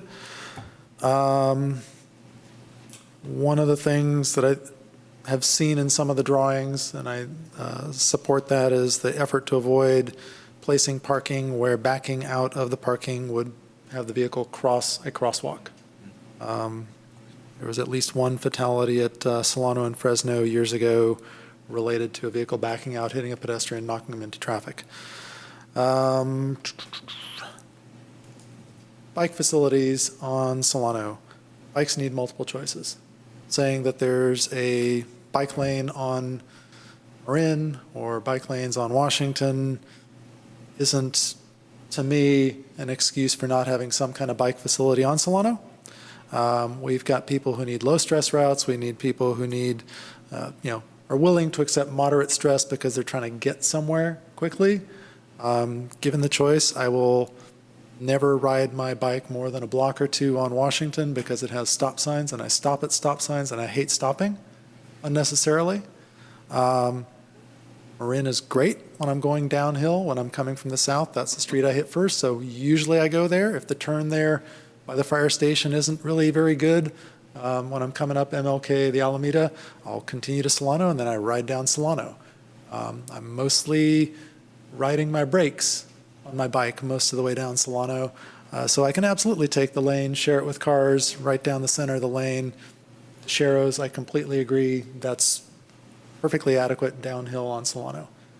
That may not be optimal for kids riding home from school, but this is, again, where we recognize there's multiple users with different needs, and I'm perfectly willing to account for that. But I do think that making Solano usable for cyclists is important.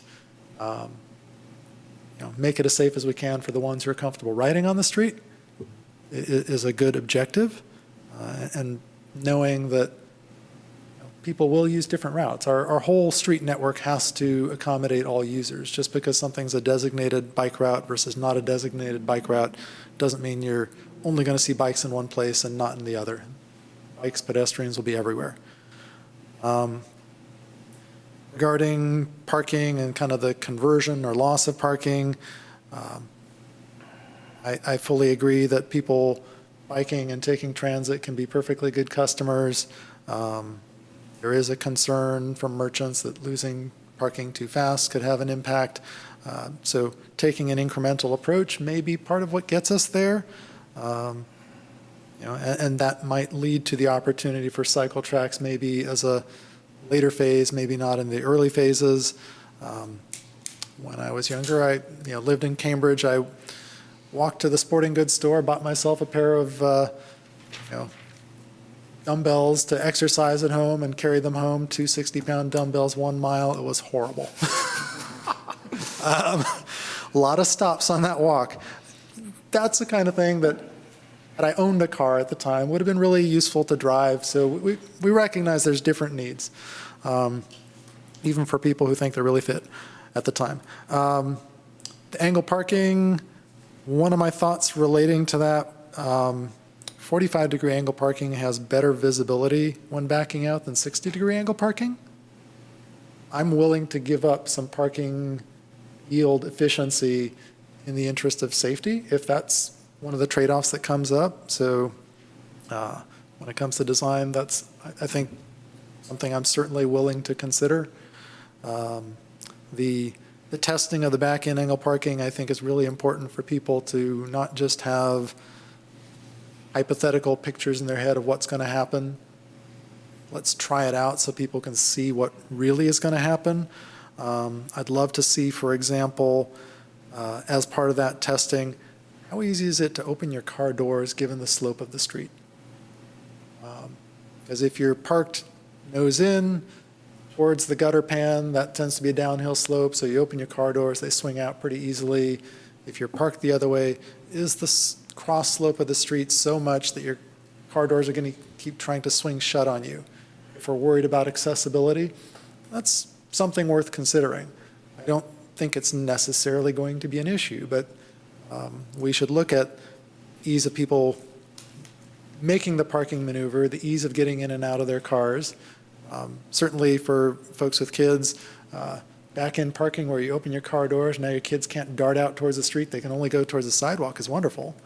But let's, our pilot should really look at a variety of issues or concerns relating to that. The refuge islands. I have to acknowledge that refuge islands, even with a vertical curb, are not really a physical barrier protecting pedestrians from cars. They're a very clear delineation of whose space it is, and I fully support that.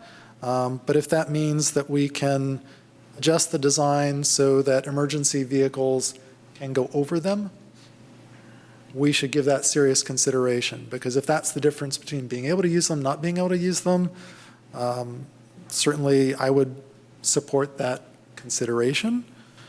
The places where we have offset intersections, the selection between widen the bulb outs versus have a refuge island, hopefully we can, as we go in the design phase, apply some turning templates and a little bit of assessment of what's the line of sight given a car in this position, angled to another position, and if you've got two cars trying to cross from cross streets at the same time, can they clear one another? What's the operational flow going to look like in those situations? It might be that the median refuges kind of open up the intersection, give more space for those two cars to maneuver around each other. That could be a good thing. But I do feel like that's something that can be fleshed out at the design phase more.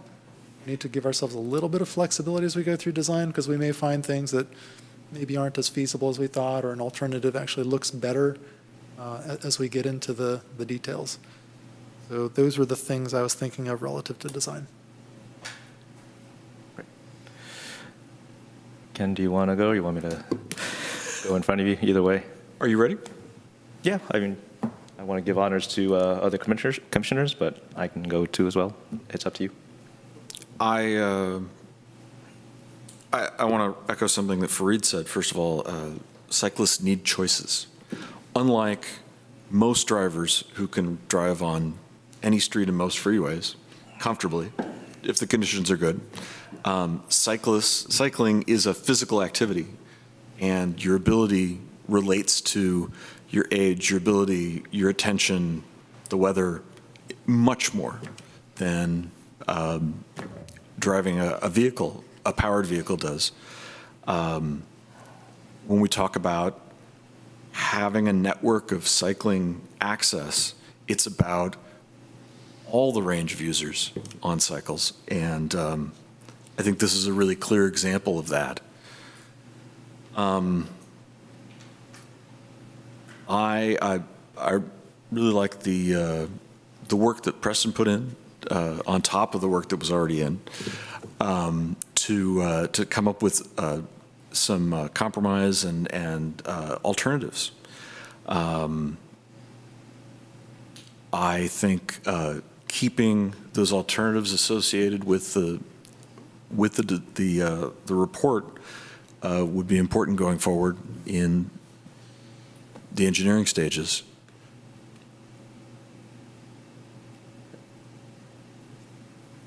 Other comments? You know, as they say, this is a It's a plan, it's not a project. And it's a broad framework, a lot of good information in there, and the devil is in the details. Yeah. The one specific thing that's been called out is front-out angle parking. Well, I think it's important to think about calling it that because it's really about the angle of of attitude of the driver. Sure. And the change that causes.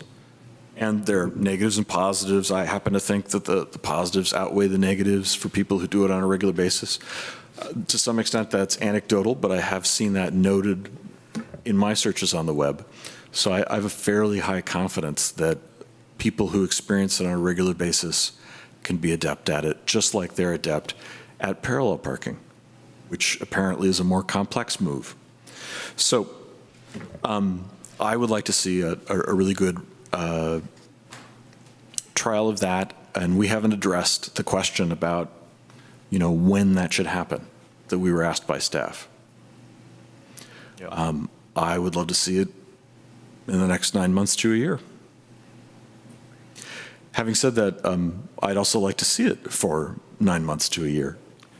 That might be a little bit long, but I'd like to see a really solid trial in a place that not only is accessible and visible, but people actually use, or a wide cross-section of people use, so that it becomes practical for people to try it and use it on a regular basis. If I might add to that, I completely agree. We need a solid trial. And in terms of the timing, doing it before the engineering For sure. makes sense, so that we have some basis to make a design decision. Yeah, and just to add to that, I think if we can include that into the plan with the specifics of how a demonstration would work and how long that would be, I agree with everything that Ken said, that in 2 to 4 weeks, you're basically going to get some people to say, oh, it's pretty confusing, so it's not a great idea. But you really have to get used to it. It's a different type of behavior pattern for the driver, and I think we have to do a significant amount of outreach to make sure that people are aware of how back and angle parking would work.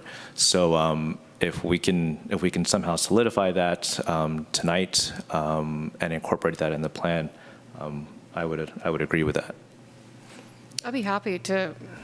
When we take this to council, we will have that information contained within that. We'll also obviously bring it to their attention in our staff report and presentation. I just got a text, and Strollers and Rollers, I'm sorry, Preston, you were a consultant on this. They've agreed to make, as a compromise, they've agreed to make all bicycle parking in Albany back in.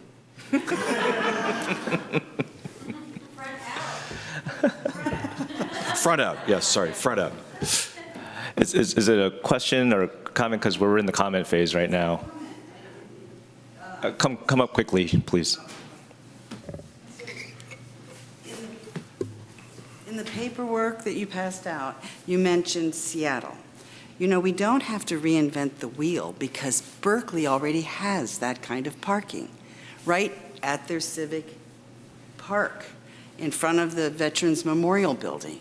So why don't people just go and try it there? I mean, I tried it. I was surprised. It worked really well. So that's all I wanted to mention. Thank you. And I did see a man down on the ground who had been run over by someone backing out right in front of Cugini just last year. So, I mean, I've seen people down on the street too many times for all of this. Thank you. Yeah, my thoughts at back and angle parking, I really do want to see it in a demonstration. I do think that some of the verdict is out. There's not a ton of studies out there, but there's some information out there.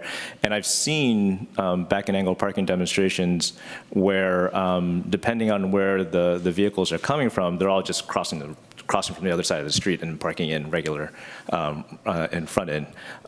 So yeah, it'll be interesting to really see a demonstration, and I hope that we can solidify that in this plan.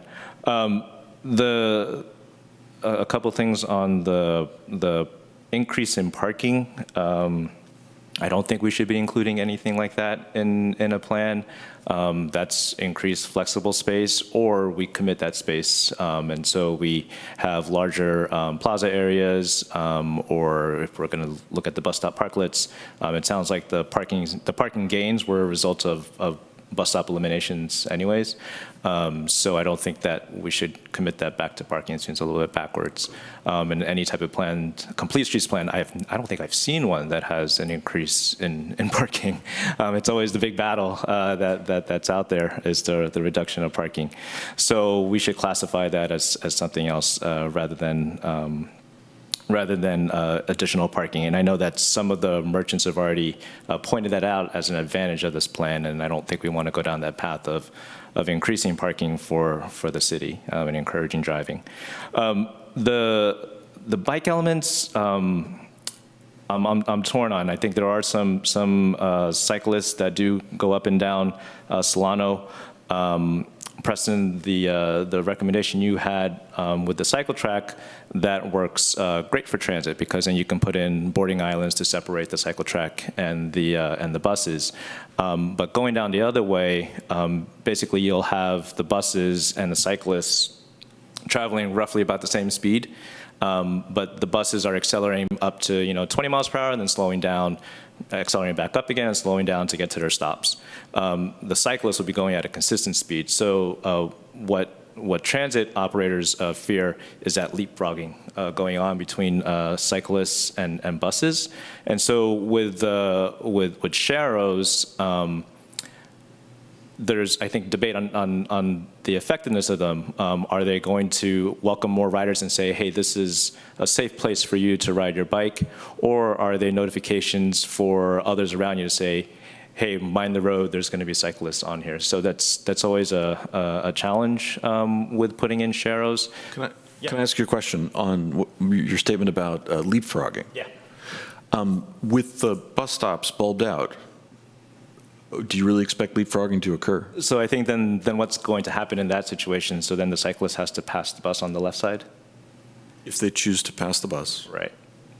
They're going to pass the bus, right? I would assume. I don't know if cyclists would stop behind a bus stopped, especially if you're coming down on a depends on the space available or and the angle of the street. If you're in the section that we're talking about, you've got some slope.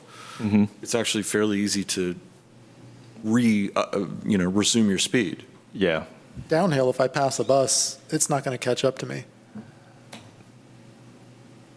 Yeah. Which may not Uphill be is an everybody's entirely different experience. story. Right. I mean, I'd be AC uphill.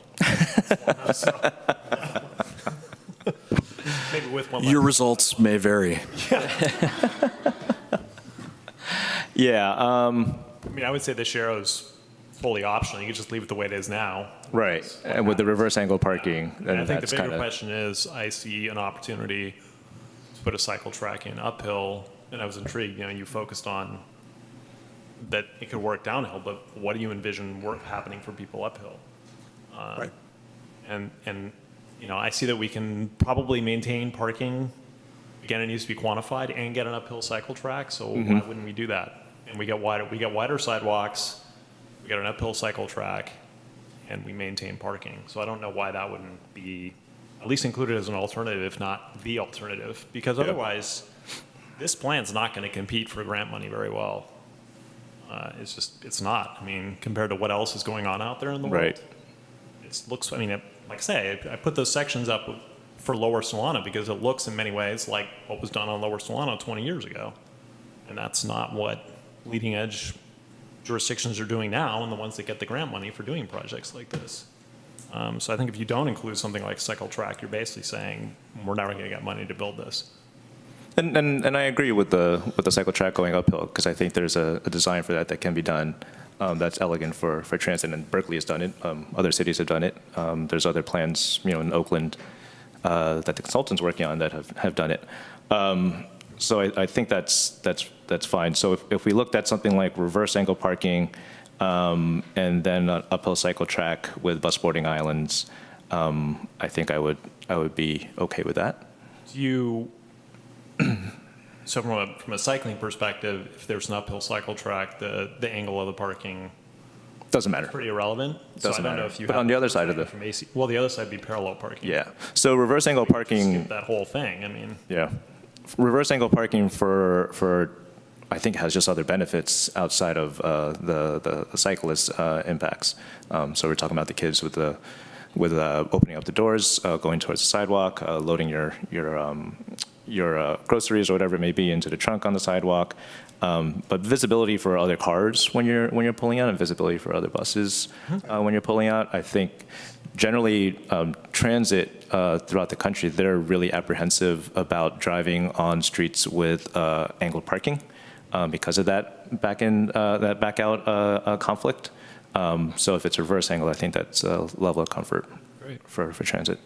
Because the back out, I was going to say, it's not just for the bike safety. Yeah, exactly. If you're parked next to a large car, especially if you don't have a backup camera, you're basically just going to kind of guess and slowly inch out until you can see exactly and right. hope that oncoming cars can see you. With a backup camera, you got a little more control over that, but it's dicey for drivers as well as for cyclists.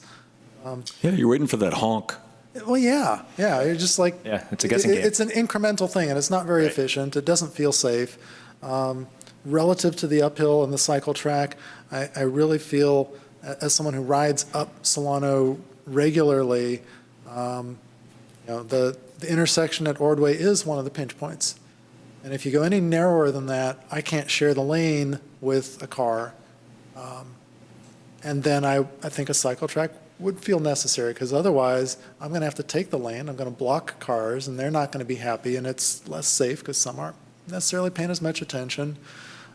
So we do need to kind of figure out, either we're providing a wide enough lane for shared use, which is like 14 feet, or a separate cycle track, which has the advantage that then we can squeeze down the traffic lanes to the narrow width and shorten the pedestrian crossings. Yeah. and it will accommodate a much greater range of people who might be interested in cycling. And this project starts at the Albany Greenway, so it would connect in really well. So going downhill, a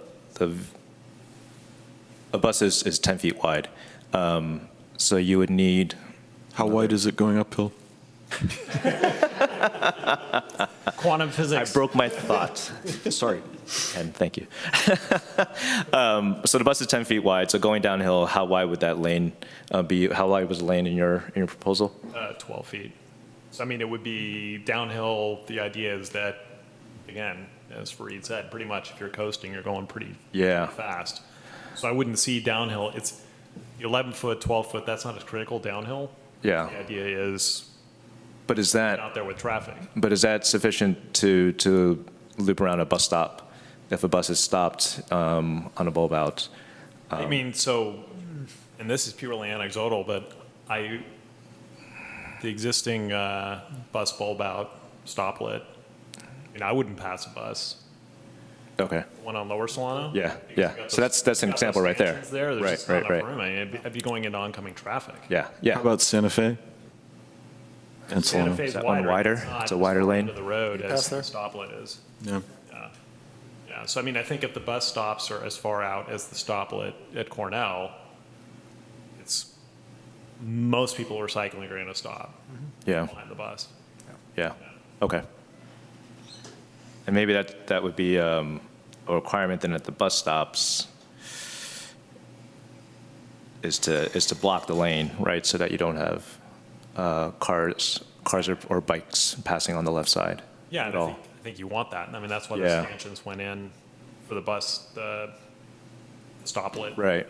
So that people wouldn't be tempted to cross the double yellow line, whether they're a motorist or a cyclist. Yeah. Okay. So are you Oh, yeah. still working? Yeah, a couple other things. And I'm not chair, so I'll shut up. AC Transit does have a bus shelter program coming up, so there are there's, I don't know, four bus shelters on Solano, I think. Maybe it's 2. I know there's some underneath the BART tracks, but I can't remember if there's other ones. So there is going to be a new bus shelter program for AC Transit that'll replace those shelters. That's something that you may want to reference. Or the city the way that the bus shelter program works is that the city enters into separate agreements with whoever the selected contractor will be. It's usually an advertising company. In the case that we have now, it's Clear Channel Outdoor. They put in the bus shelters, they maintain them in return for putting advertising panels and collecting the revenue from that. But if the city has special requests for what shelter designs could look like or quantities, now's the chance to try to fold those into a request for proposals that AC Transit will be putting out there. So that's another example of a way to have operations and maintenance taken care of through a program with advertising. Let's see. The loading zones on the cross streets, that's fine with me. I don't know if we had a lot of complaints about that from residents. I think it's been controversial with the city in the past. But I remember when we were looking at, particularly, I think it was the New Mexican restaurant, or was it the cafe? I can't remember. But one of those two. One of the ideas was to look at flexible use of the parking spaces, and so if the loading and unloading was happening, say, before 7 a.m. or something like that, then they could load into the parking spaces. And San Francisco and many other cities have that, where you have mixed use of parking spaces for commercial loading as well as parking at other times of the day. I just want to add a clarifying point to that. When we looked at the loading zones, we were actually somewhat strategic in that we were looking for curb space that was adjacent to businesses, so that it didn't have a direct conflict with residential property. Yeah. There's still the issue of the vehicles circulating into the neighborhoods, but that's fine. See if I have anything else. The one other comment I would add is that on Telegraph, there was a survey done when they were looking at their complete streets, and I think it was done by KALB, and the highest amount of money spent in the Temescal per capita was a transit user. And I'll close with that.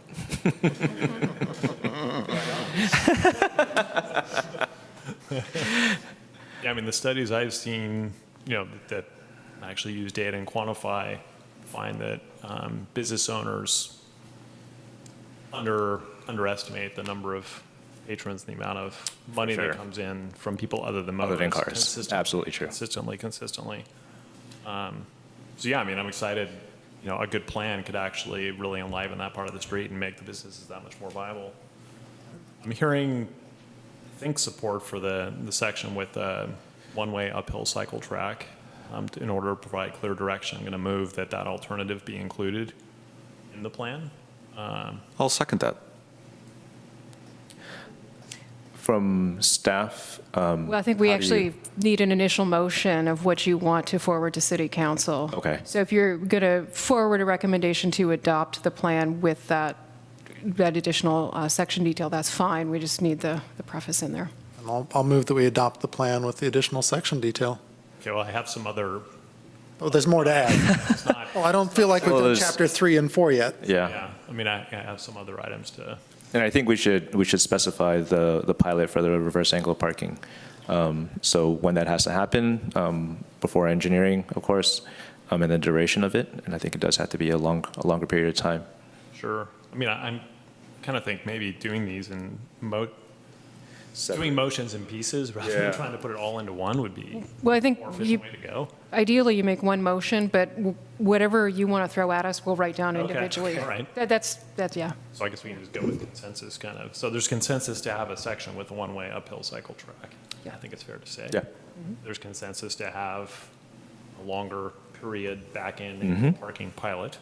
Before the engineering. Sooner, yeah, Before the sooner engineering. rather than later. For the Yeah. engineering. And then I do. Actually, just a clarifying point on that. In terms of the time assignment, Commissioner McCroskey said to do that within a 9 to 12 month window for it, a 9 to 12 month. I'm in know terms that's- of when it happens, in terms of between now and, I'm revising that to be before the engineering Okay, so keeping it more general. of any plans resulting from these complete street plans. or any projects from these complete street plans. And can I just ask a clarifying question about the uphill cycle track? That's a one-way cycle track or a two-way? One way. It's a one-way uphill. Okay. Yeah. And I don't know if this is possible within the budget, but I think it would be useful to get some kind of ballpark estimate on going to that section with parallel parking on the north side and 60-degree angle and 45-degree angle on the south side. Because that's going to be critical information To see how much parking loss there is or a gain or whatever. I mean, I think so. If it's 60 degrees and parallel on the north, you know, is it a loss of 5 spaces? Is it a gain of 1? If you go to 45, what's the loss? Because that's obviously that's a key import to the ultimate decision which way to go. So again, I don't know if the budget can support that. I mean, obviously not a design like the main alternative, but there might be some reasonable way of looking at that alternative to get there. Yeah, I agree. So I did have some other more specific items. Okay. And while Preston's going up there, the comments that I made, I don't know if they're enough to rise to the level of including into the commission's recommendation, or if those are things that are going to be automatically included into the plan. I don't know if staff has a response to that. Why don't we get all the way through it and we can see what we're doing here. Sure. I'm going to throw out a couple of quick things. As we move towards the implementation, around the tight curb radius locations, I think edge lines to guide cars away from the curb before they set up their turn would be helpful. I already commented about keeping lanes wide enough for cars and bikes to share the lane in the uphill direction, unless we have the other alternative. Wanted to comment that the designated scooter zones seem like a great idea. For the parades, the question of whether mountable islands would address that, probably not. The Little League parades at least start at Key Route and go west, so they're probably not even really going to be an issue. It's the Solano Stroll that's the big one. The garbage cans on top of that. The merge at southbound Key Route with northbound Key Route, as was brought up before, could be free flow, could be yield controlled, could be stop controlled. We could do a raised crosswalk if we felt it was necessary, but I think it's going to be a really low pedestrian volume sidewalk because we've already got sidewalks on the outboard sides of Key Route, which is where most pedestrians are going to want to walk because we don't currently have a sidewalk down the middle of Key Route in the median. Any new lighting that we do at crosswalks should be near the crosswalk, in advance of the crosswalk, not directly over the crosswalk, because we really want to light up the profile of the pedestrian, not the top of their heads, for maximum visibility for approaching vehicles. That's. I would iterate that even further. The studies that I reviewed recently, they had the lighting on the far side. 10 feet in advance would be good because then it's shining on the pedestrian for the approaching vehicle. Far side would backlight them, so I don't know. Apparently that was. Yeah, that would be higher. That would be whatever, any studies that account for that should be taken into consideration. Yeah, because that would be a higher contrast. I could see that would work better, actually. Yeah. Either way, I think directly overhead is the worst. The worst. Yeah. Agreed. That was it. Go ahead. Yeah. So on crosswalk design, the guidance from the toolkit for improving walkability in Alameda County, which is available from Albany CTC, says the triple fork crosswalk is considered a best practice. So I'd ask you to include triple fork crosswalks in the plan and show that in the alternatives. Can you describe a triple fork crosswalk? Yes, that's what Berkeley uses. It's like a continental crosswalk, which is a series of bars with no side stripes, but the middle is knocked out with no paint. So you've got bars of paint on both sides and then no paint down the middle.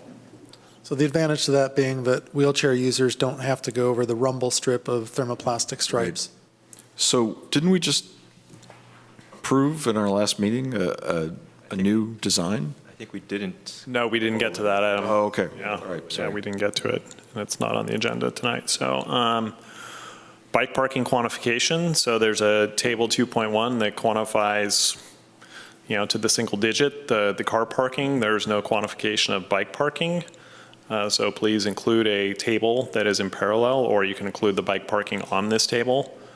The active transportation, goal 3, connectivity, second indicator, establishes bicycle to automobile parking ratios of 1 bicycle space per 2 car parking spaces by 2015 and 1-to-1 by 2030. So that should be replicated or addressed in this plan, since that's in our adopted policy. And it would be useful to schematically show the bike parking on the main alternative plan drawings, because even though it shows the flex spaces, if you don't literally show it, even schematically, and say it could be somewhere else, then people tend to want to grab that for something else. I didn't get a chance to get this picture, but I think a picture of the Safeway bike parking corral would be useful, because it's elevated, but it's got rolled curbs, and so it could be an interesting treatment for some of those flex spaces, rather than having those flex spaces, if they are for scooter and bike parking, being down at asphalt level. Sort of like a cycle track, but for bike parking, split elevation between the road and the sidewalk. And I'll obviously hand you these slides. That's part of why I like to do this, so you don't have to race and take notes. Landscaping, I've walked with the Blue Glove crew, talked to them, and I think the amount of landscaping is problematic, because the landscaping is always filled with trash in our experience. It's going to be a big maintenance cost for a really intensively pedestrian used corridor. It kind of reduces the capacity. It'll reduce the capacity to put tables out on the bulb outs. I mean, if you look at Lower Solano, there's no landscaping on the bulb outs, and those bulb outs, a lot of them were used for dining and other things, and that would be that much more constricted if there was landscaping. And so I would ask that the landscaping be reduced, and that there be a discrimination between what is landscaping and what is stormwater retention and treatment, because obviously the stormwater retention and treatment needs to remain. Handicap parking, I think it would be more space efficient to put a handicap parking space on either side of an access aisle.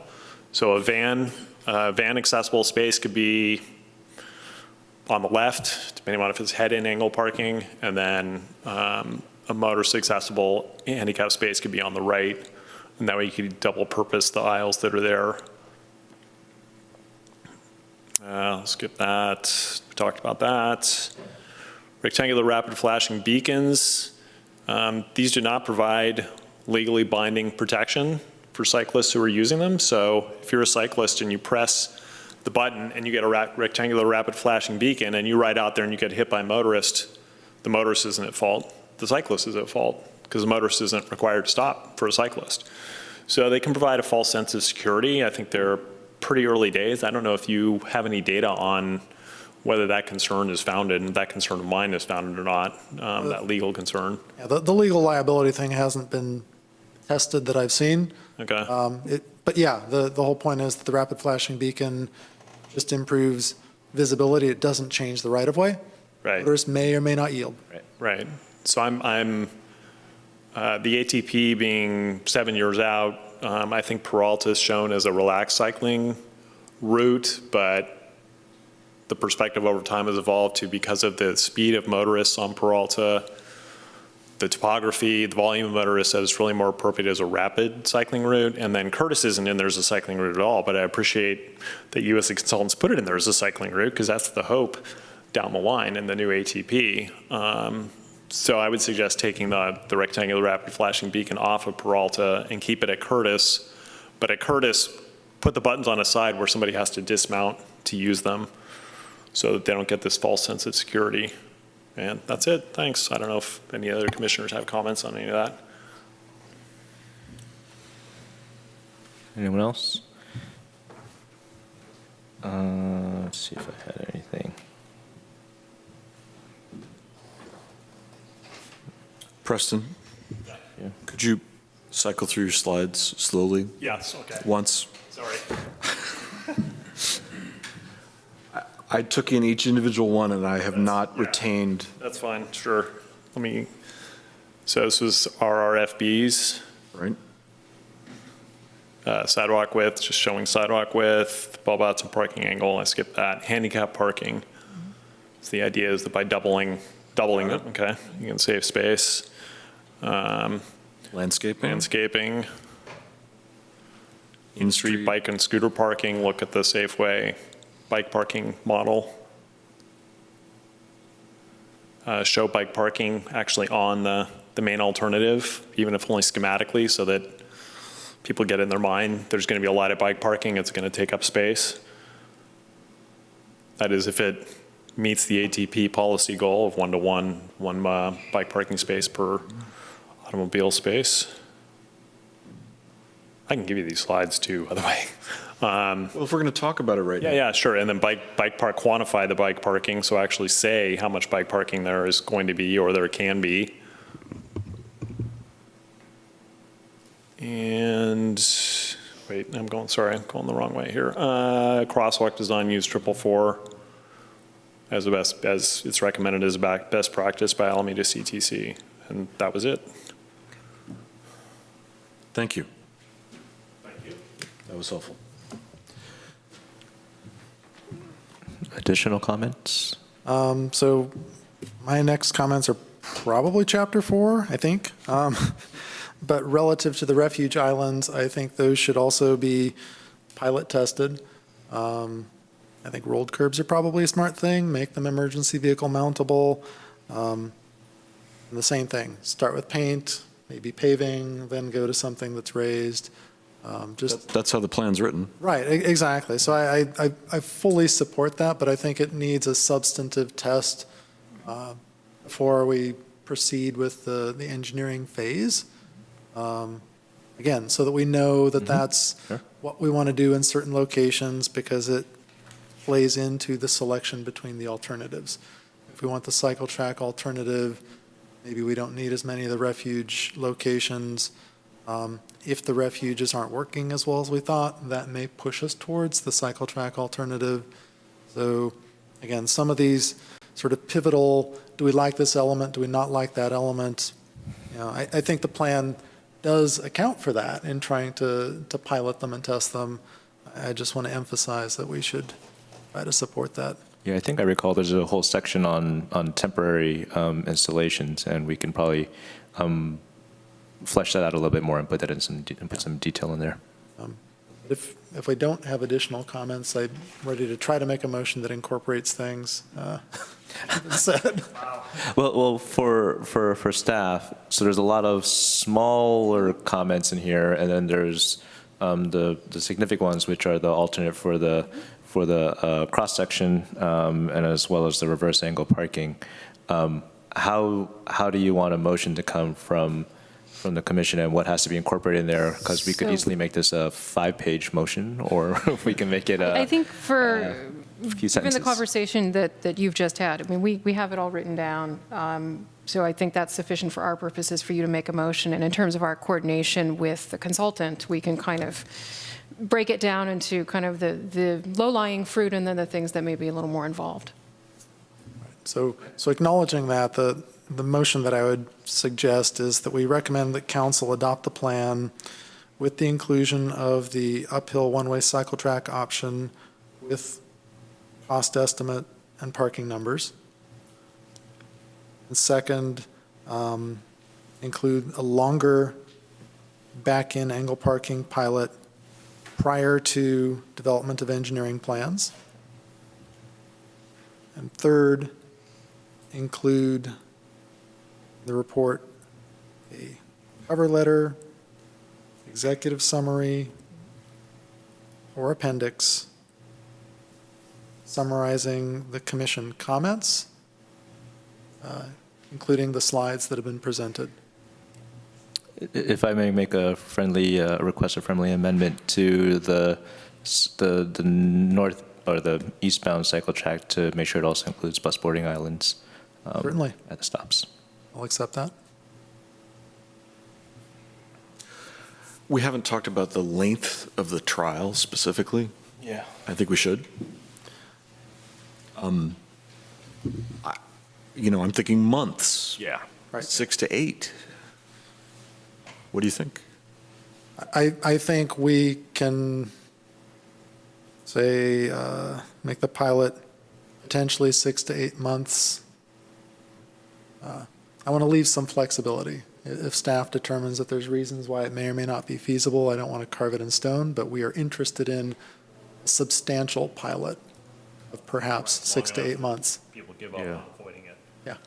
Yeah, the flexibility would be good if we somehow come across grant opportunities that we need to apply for, then we have to wrap up our finding, or wrap up our pilot and put out our findings. I will second that motion. Thank you. Thank you. Any other comments on the motion? Okay, let's put it to a vote. Thank you for writing fast. All those in favor? Aye. Aye. Any opposed? None. I do want to also echo some of the commissioners' comments on staff and the consultants' efforts on this. The one thing that worked really well is the ability to comment on the plan. So we received, and this is the way things should be, we received, what, 40, I guess? Yeah, we received 40. And I can assure you there's more to come. And there's more to come. Oh, yeah, for sure. Yeah. And it's a very simple way and an easy way for the public to view the plan. I thought it was well presented electronically to the public, and for them to be able to easily comment back with something simple as opposed to having to put together something more formal, which is what people, I think, are not willing to do at times. So the simplicity of that was really great. And I thought the way that was presented was also excellent. So I really appreciate that. So if I may, Yes. I think we're going to need a motion to extend. Before I make a motion to extend potentially for up to half an hour, can we get through the remaining items in that time? Or should we? Well, the final item regarding encroachment permits, I sent an email to Preston and Robert. The city attorney is still looking at the encroachment policy, so and there's no urgency to it. Right. So if we can just take that one off the table. The sugar sweetened beverage tax recommendations is time sensitive. I don't know that you need how much discussion you really want to have about it, but it's time sensitive, and then maybe just as much time as you want to give to the work plan, and it's a preliminary presentation to you anyhow. So, you just go for half an hour, and if we need to bring it back, that was our plan originally. Okay. Yeah, that would be my preference to see if we can make it. Yeah, I'm impressed at what we already got done. We were going to be big item. Yeah. So I will move that we extend for up to half an hour, and that we defer item 5.4, the processing or the policy for encroachment permits, to our March meeting. Quick question before someone seconds, if I may. The time when we went through our Brown Act training, the time for meetings was until 9:30, but typically here in this commission, we go until 10 o'clock without extending time. So I don't know if there's a specific I think time that we had to adhere to. the guidance would be to do what you just did, which is at 9:30 to pause and make a plan for the rest of the meeting. Do we have a second? It does seem early, so I'll second. All right, all those in favor? Aye. Aye. Opposed? None? Okay, moving on to item 5.2, recommendation to the City Council regarding expenditure of sugar-sweetened beverage tax revenue.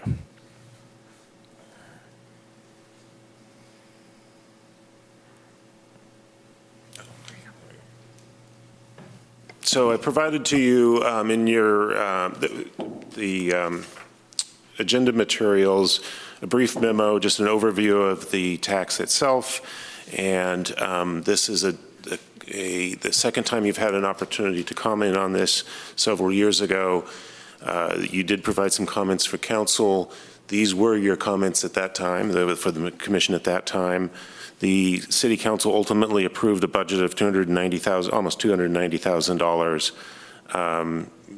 Nearly half of that went into the crossing guard program. The next significant, $124,000 in the crossing guard program, and $90,000 into water bottle filling stations. And then there was another $75,000 that went into various classes and programs and campaigns associated with fitness and health.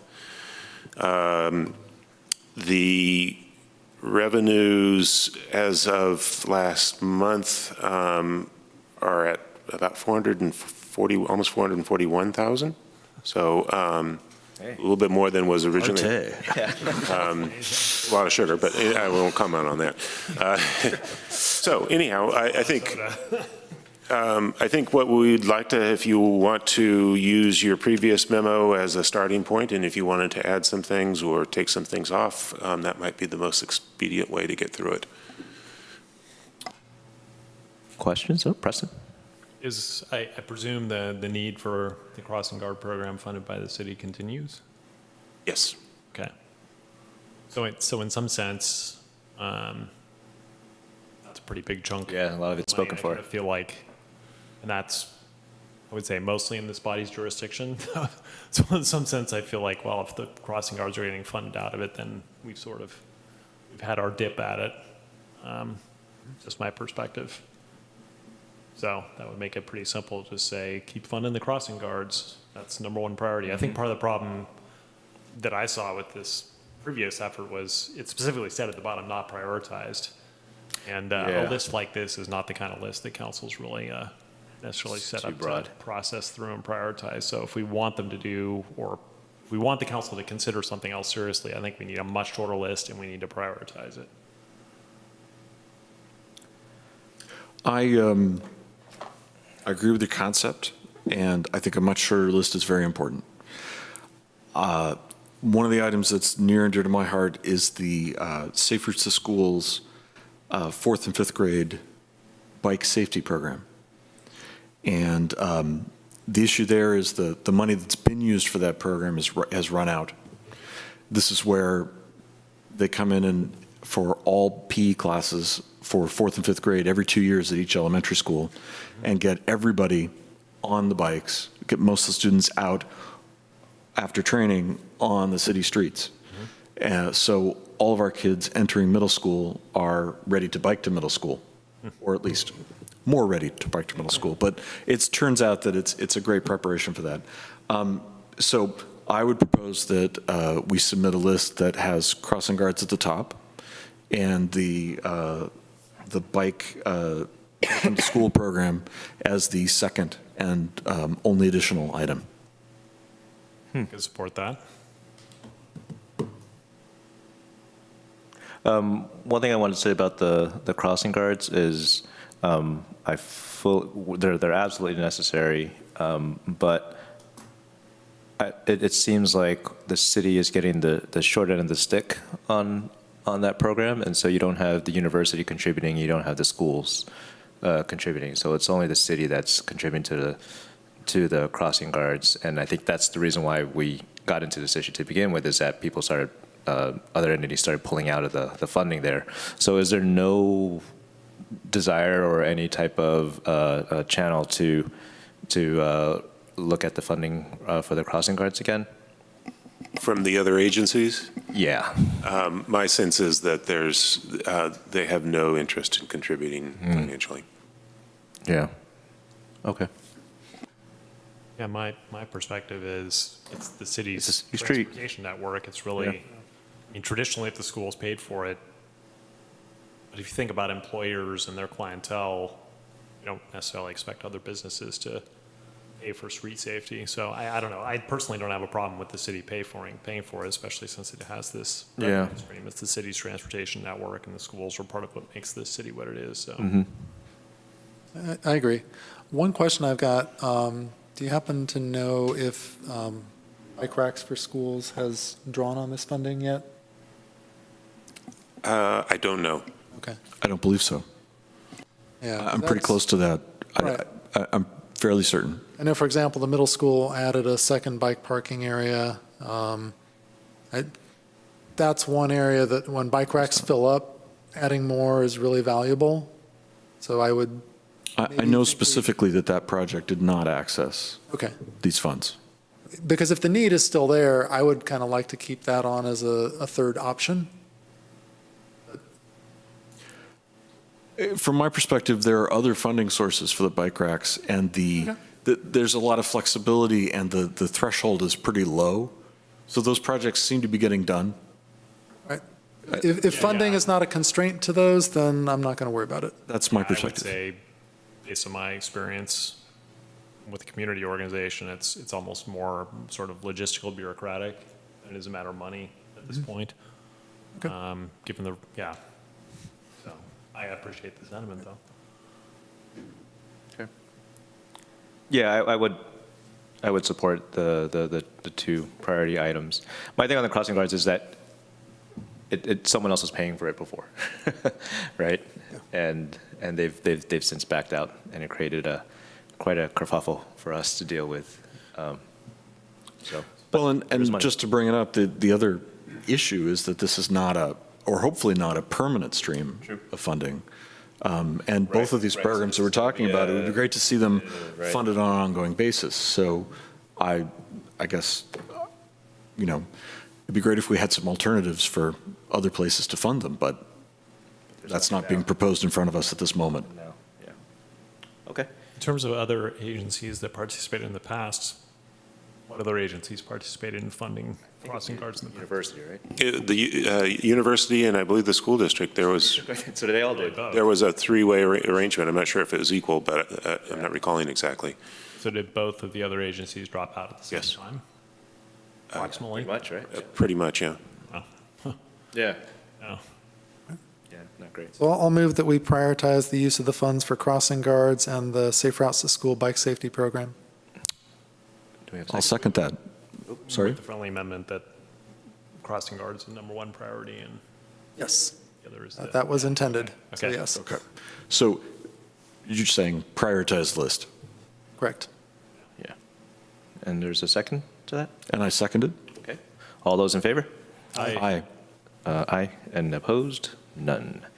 So moving on to the work plan, I believe. Let me just pull it up.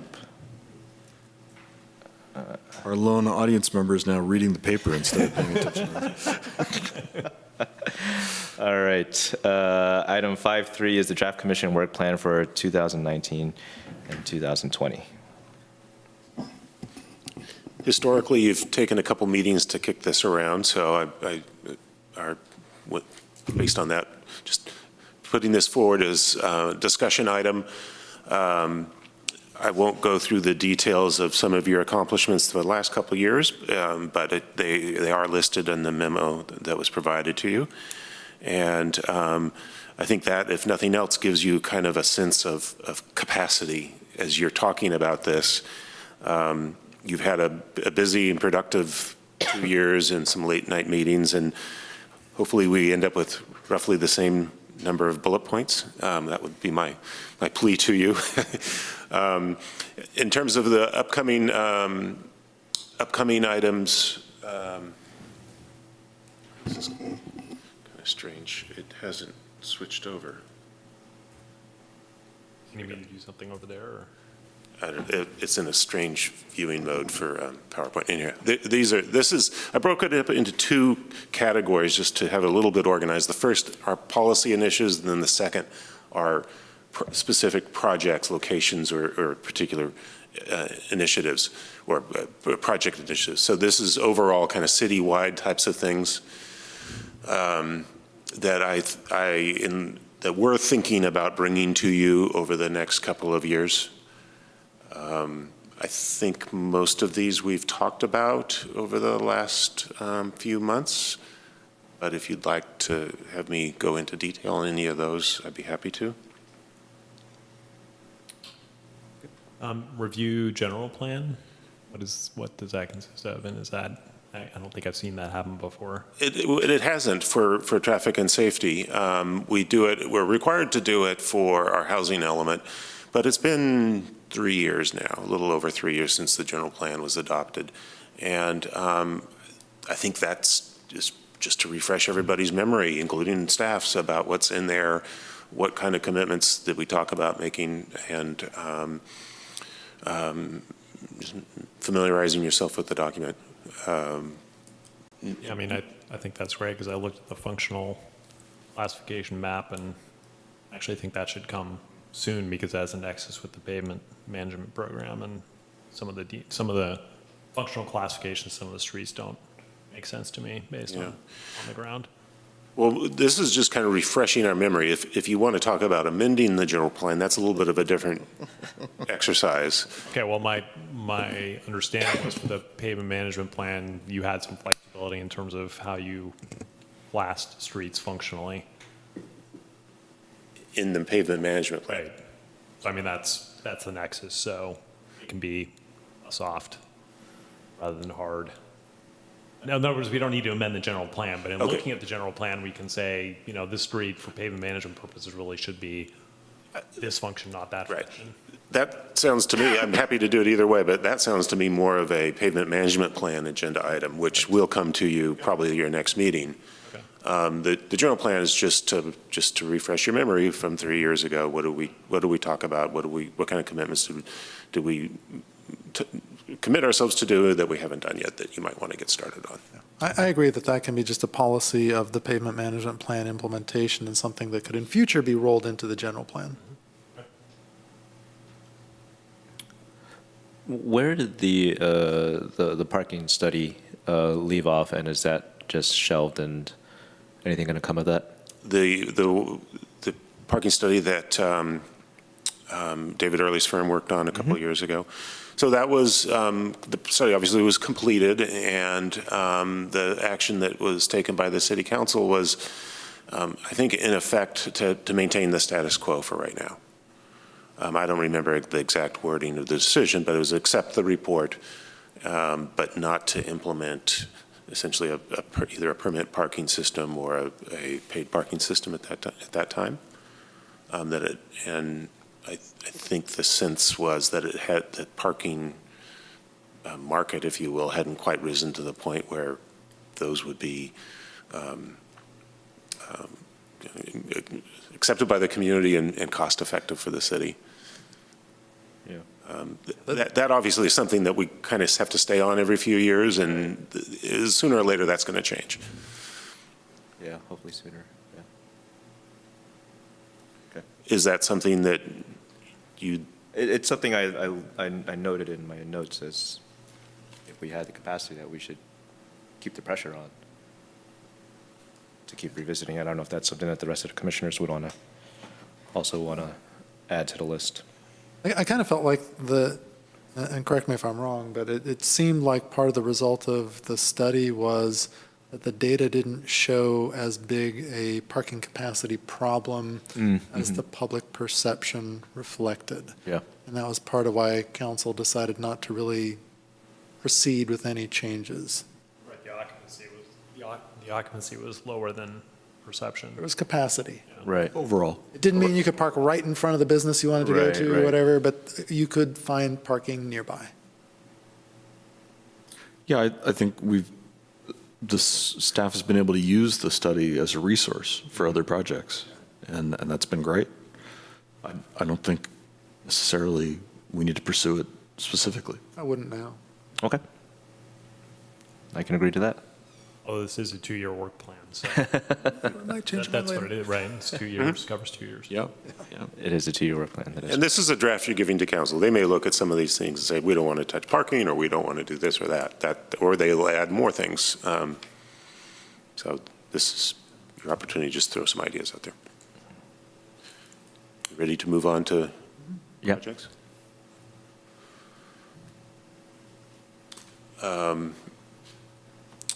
So the first bullet point there is actually an announcement on the agenda, but we have been awarded a grant of a little over $400,000 for improvements to the Marin, Masonic, and Solano Masonic intersections, new signals there, so that the Albany Greenway crossing and vehicles turning left and right are more safely managed. So that's a planning grant or? No, this is a construction grant. Oh, okay. Design and construction. Yeah. So that will be a major effort that we'll start to work on here in a few months. I just want to comment that 400,000 is going to be a tight squeeze to get 2 signals done. Yeah. It's like So one. we have to not let our scope blow up. Yeah. Well, we'll have the revision of the ATP to perhaps capture anything that doesn't get included on time. We were one of 6 grants that were awarded in that particular program in the Bay Area. was very competitive. So it's great that we got this. Exciting. That's good. The second bullet point, again, there's also an announcement about it, but the Alameda County Transportation Commission is working on a transit corridor study. This will be a big deal very soon, I think, and it will open up all sorts of different issues about bicycle facilities and parking and transit and yes, everything.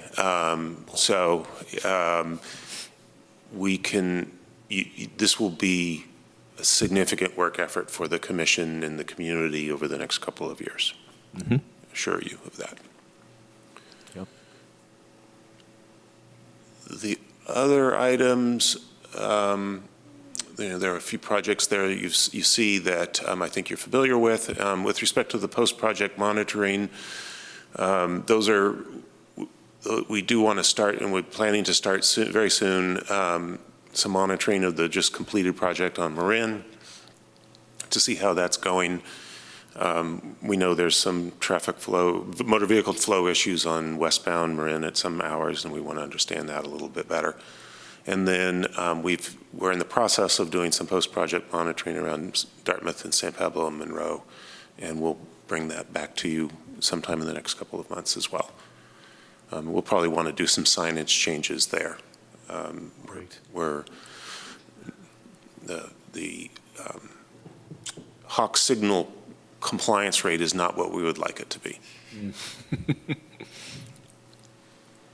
If I might make just a kind of a side note there, it seemed to me one time that I was driving through there that the stop bar might have been too close to the signal. I had a little bit of trouble seeing the signal. Okay. Yeah. Sounds about right. Yeah, because unlike, well, we talk about it when we get there. Yeah. So those last two are probably not major work items, but they're work for us as staff, and that I would imagine you would want to have substantive conversations about how both those projects have worked out. The possibility of a transit turnaround at Target is a small project. Well, could be a very big project, but it's primarily with Target as the developer and probably the project lead, but I'm sure there will be city involvement in that if that ever comes to fruition. Right. The completion of that subdivision process is moving pretty slowly. I think we just recently received what I would have expected to have received months ago in terms of processing the subdivision. So we can add that to this if you'd like us to. Yep.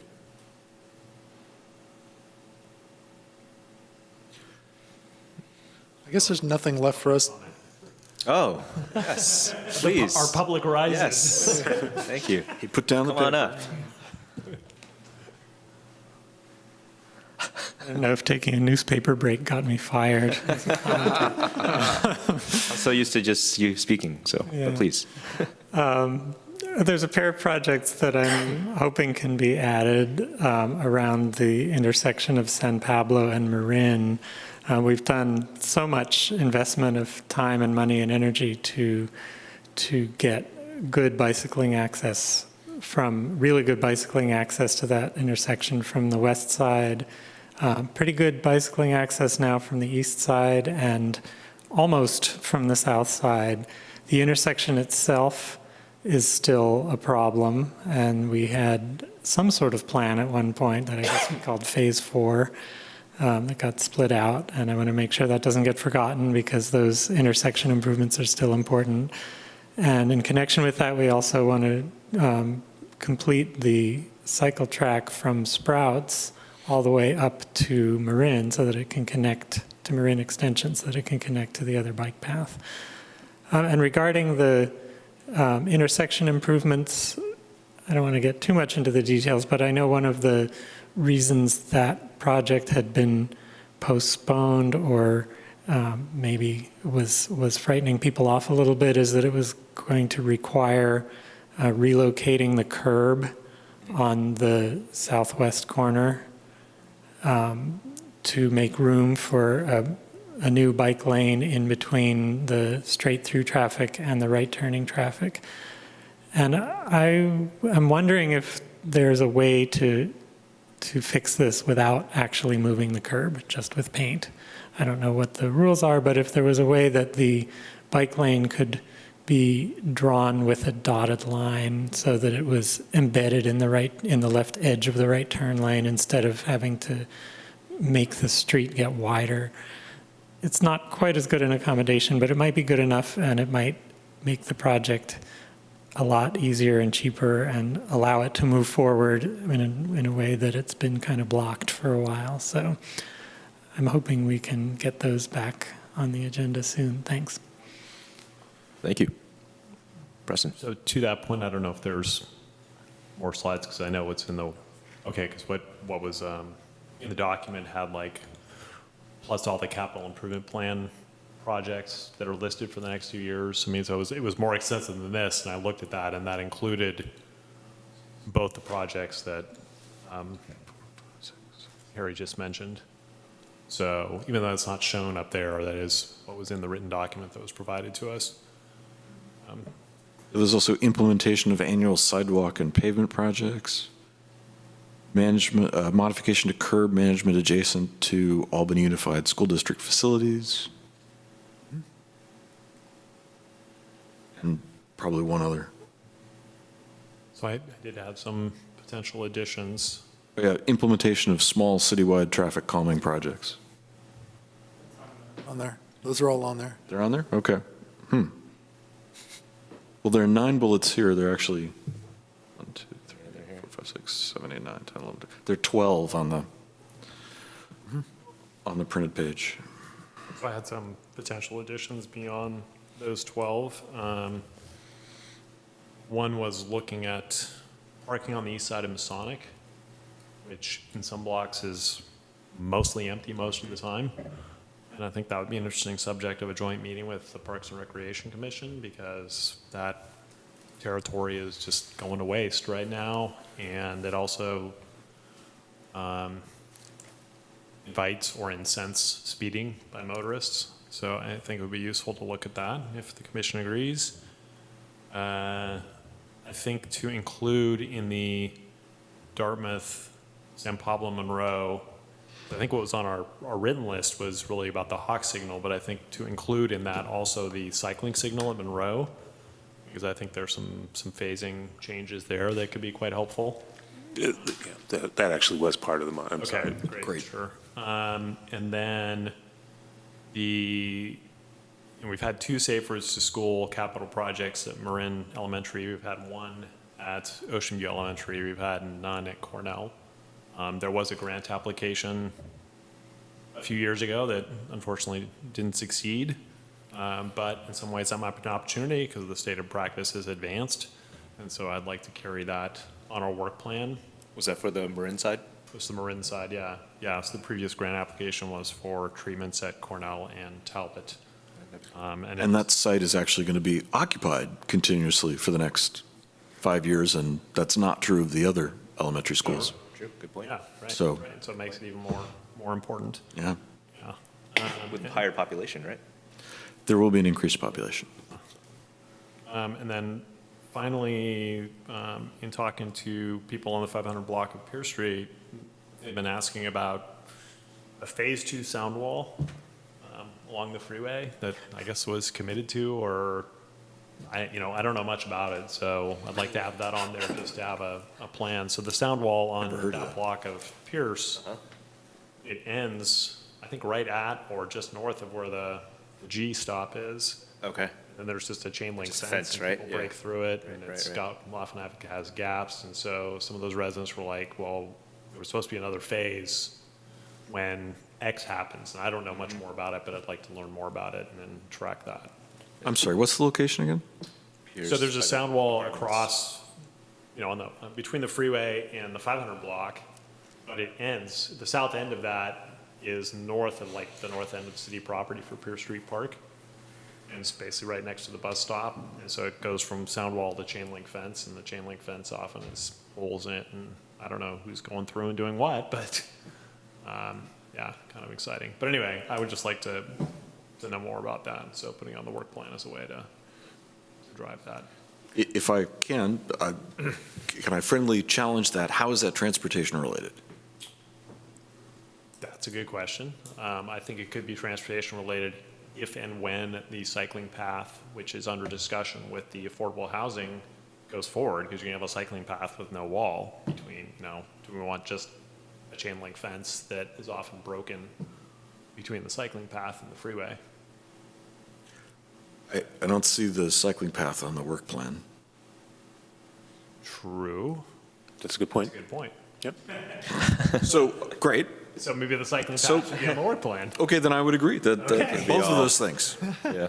We got there, thanks. Yeah, because while it's I don't think it'll happen in the next 2 years, but we definitely should be involved with the affordable housing design and its relationship to that bike path. That's a really critical link. Yeah. Yeah, okay. Yeah, that's on the plan. We're thinking that as primarily a planning and zoning project and a staff project. So it kind of, we didn't put it in the transportation bucket, but you're absolutely right. There's a major element to that, which is of interest to this commission. With respect to the wall itself, you don't have to have everything on this work plan. We're happy to bring you an information item on anything you want, and maybe wait till you inform yourself whether it's important to you before you put it on a work plan. Yeah, that would be good. So further to that, and you can add it or just tell us information later, monitoring the I-80 Buchanan Transit and Parking Hub implementation. Which is It's on there, isn't it? I didn't see it. I think it was an accomplishment, yeah. It's implied. So it's, yeah. That's why I say monitoring the implementation. Yeah, okay. How'd it go? Is it working the way we want The it? implementation of it once the construction. Yeah. I mean, obviously, we don't have to advise on it anymore, but it'd be kind of nice to hear how it's going. That'd be good. Any other comments or suggestions? I'd like to pick up Harry's two comments on completing the cycle track between Sprouts and the Buchanan interchange, and pushing forward to improve the intersection of Buchanan, Marin and San Pablo. We're almost done. And including improved access from the west, and I think the plan included some kind of signalization eastbound. Maybe an approach would be, since one of the bullets is, and whatever else is in the CIP. It is in the CIP? Yeah, it is in the CIP, Okay. but I think there's value in listing those things, reiterating them specifically from the CIP, and then putting in parentheses afterwards CIP, or something like that, so that the council Quickly, knows. yes. Because the council's not going to necessarily remember either that it's in the CIP and what we're working on. Quick comment? Just the elements I remember from that plan that I think are important are bike boxes and some sort of way of avoiding that terrible grate right by the Shell station that's right in the bike lane. Yeah.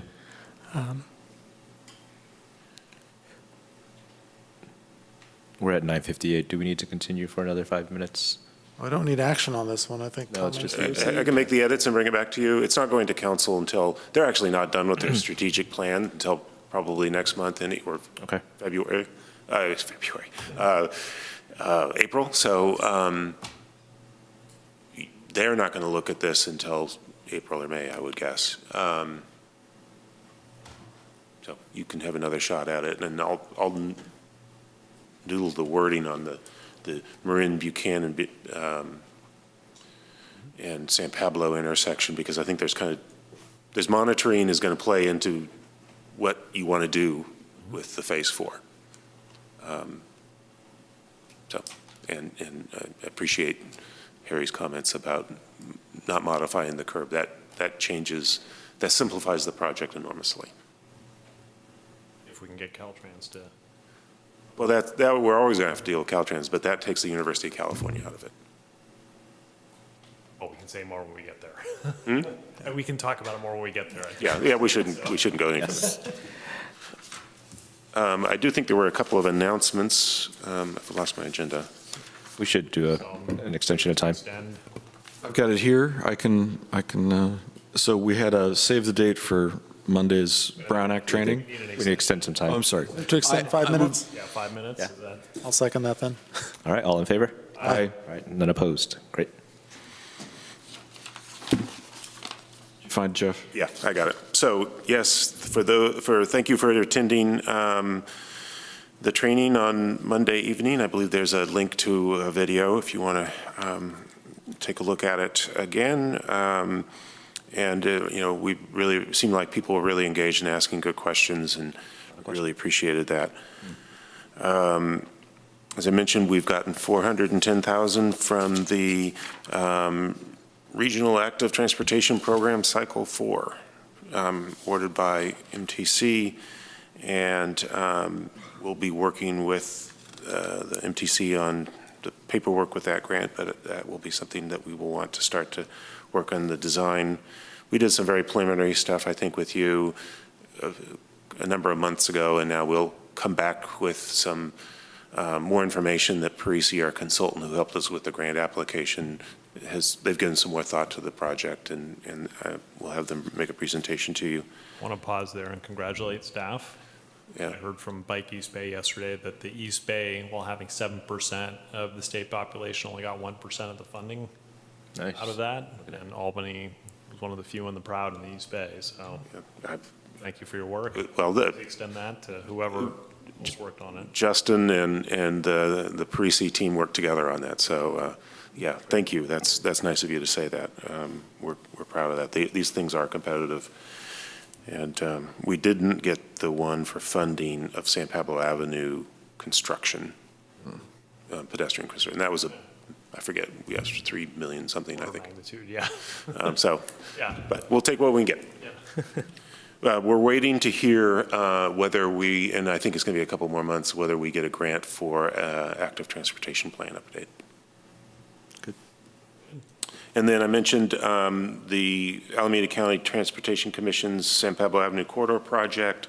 The other night, the City Council formed a subcommittee of Mayor Nason and Councilmember Pilch to work together on engaging with the commission staff and neighboring cities and preparing Albany for participating in that planning process. It will be rolling out over the next couple of months, and we're kicking around at the very preliminary stages of thinking about formats for workshops here in the community. It will introduce tough choices on San Pablo Avenue. And a meeting with the commission staff Monday morning to explore what this public engagement process will look like a little bit more detail. Okay. Item 7, future agenda items.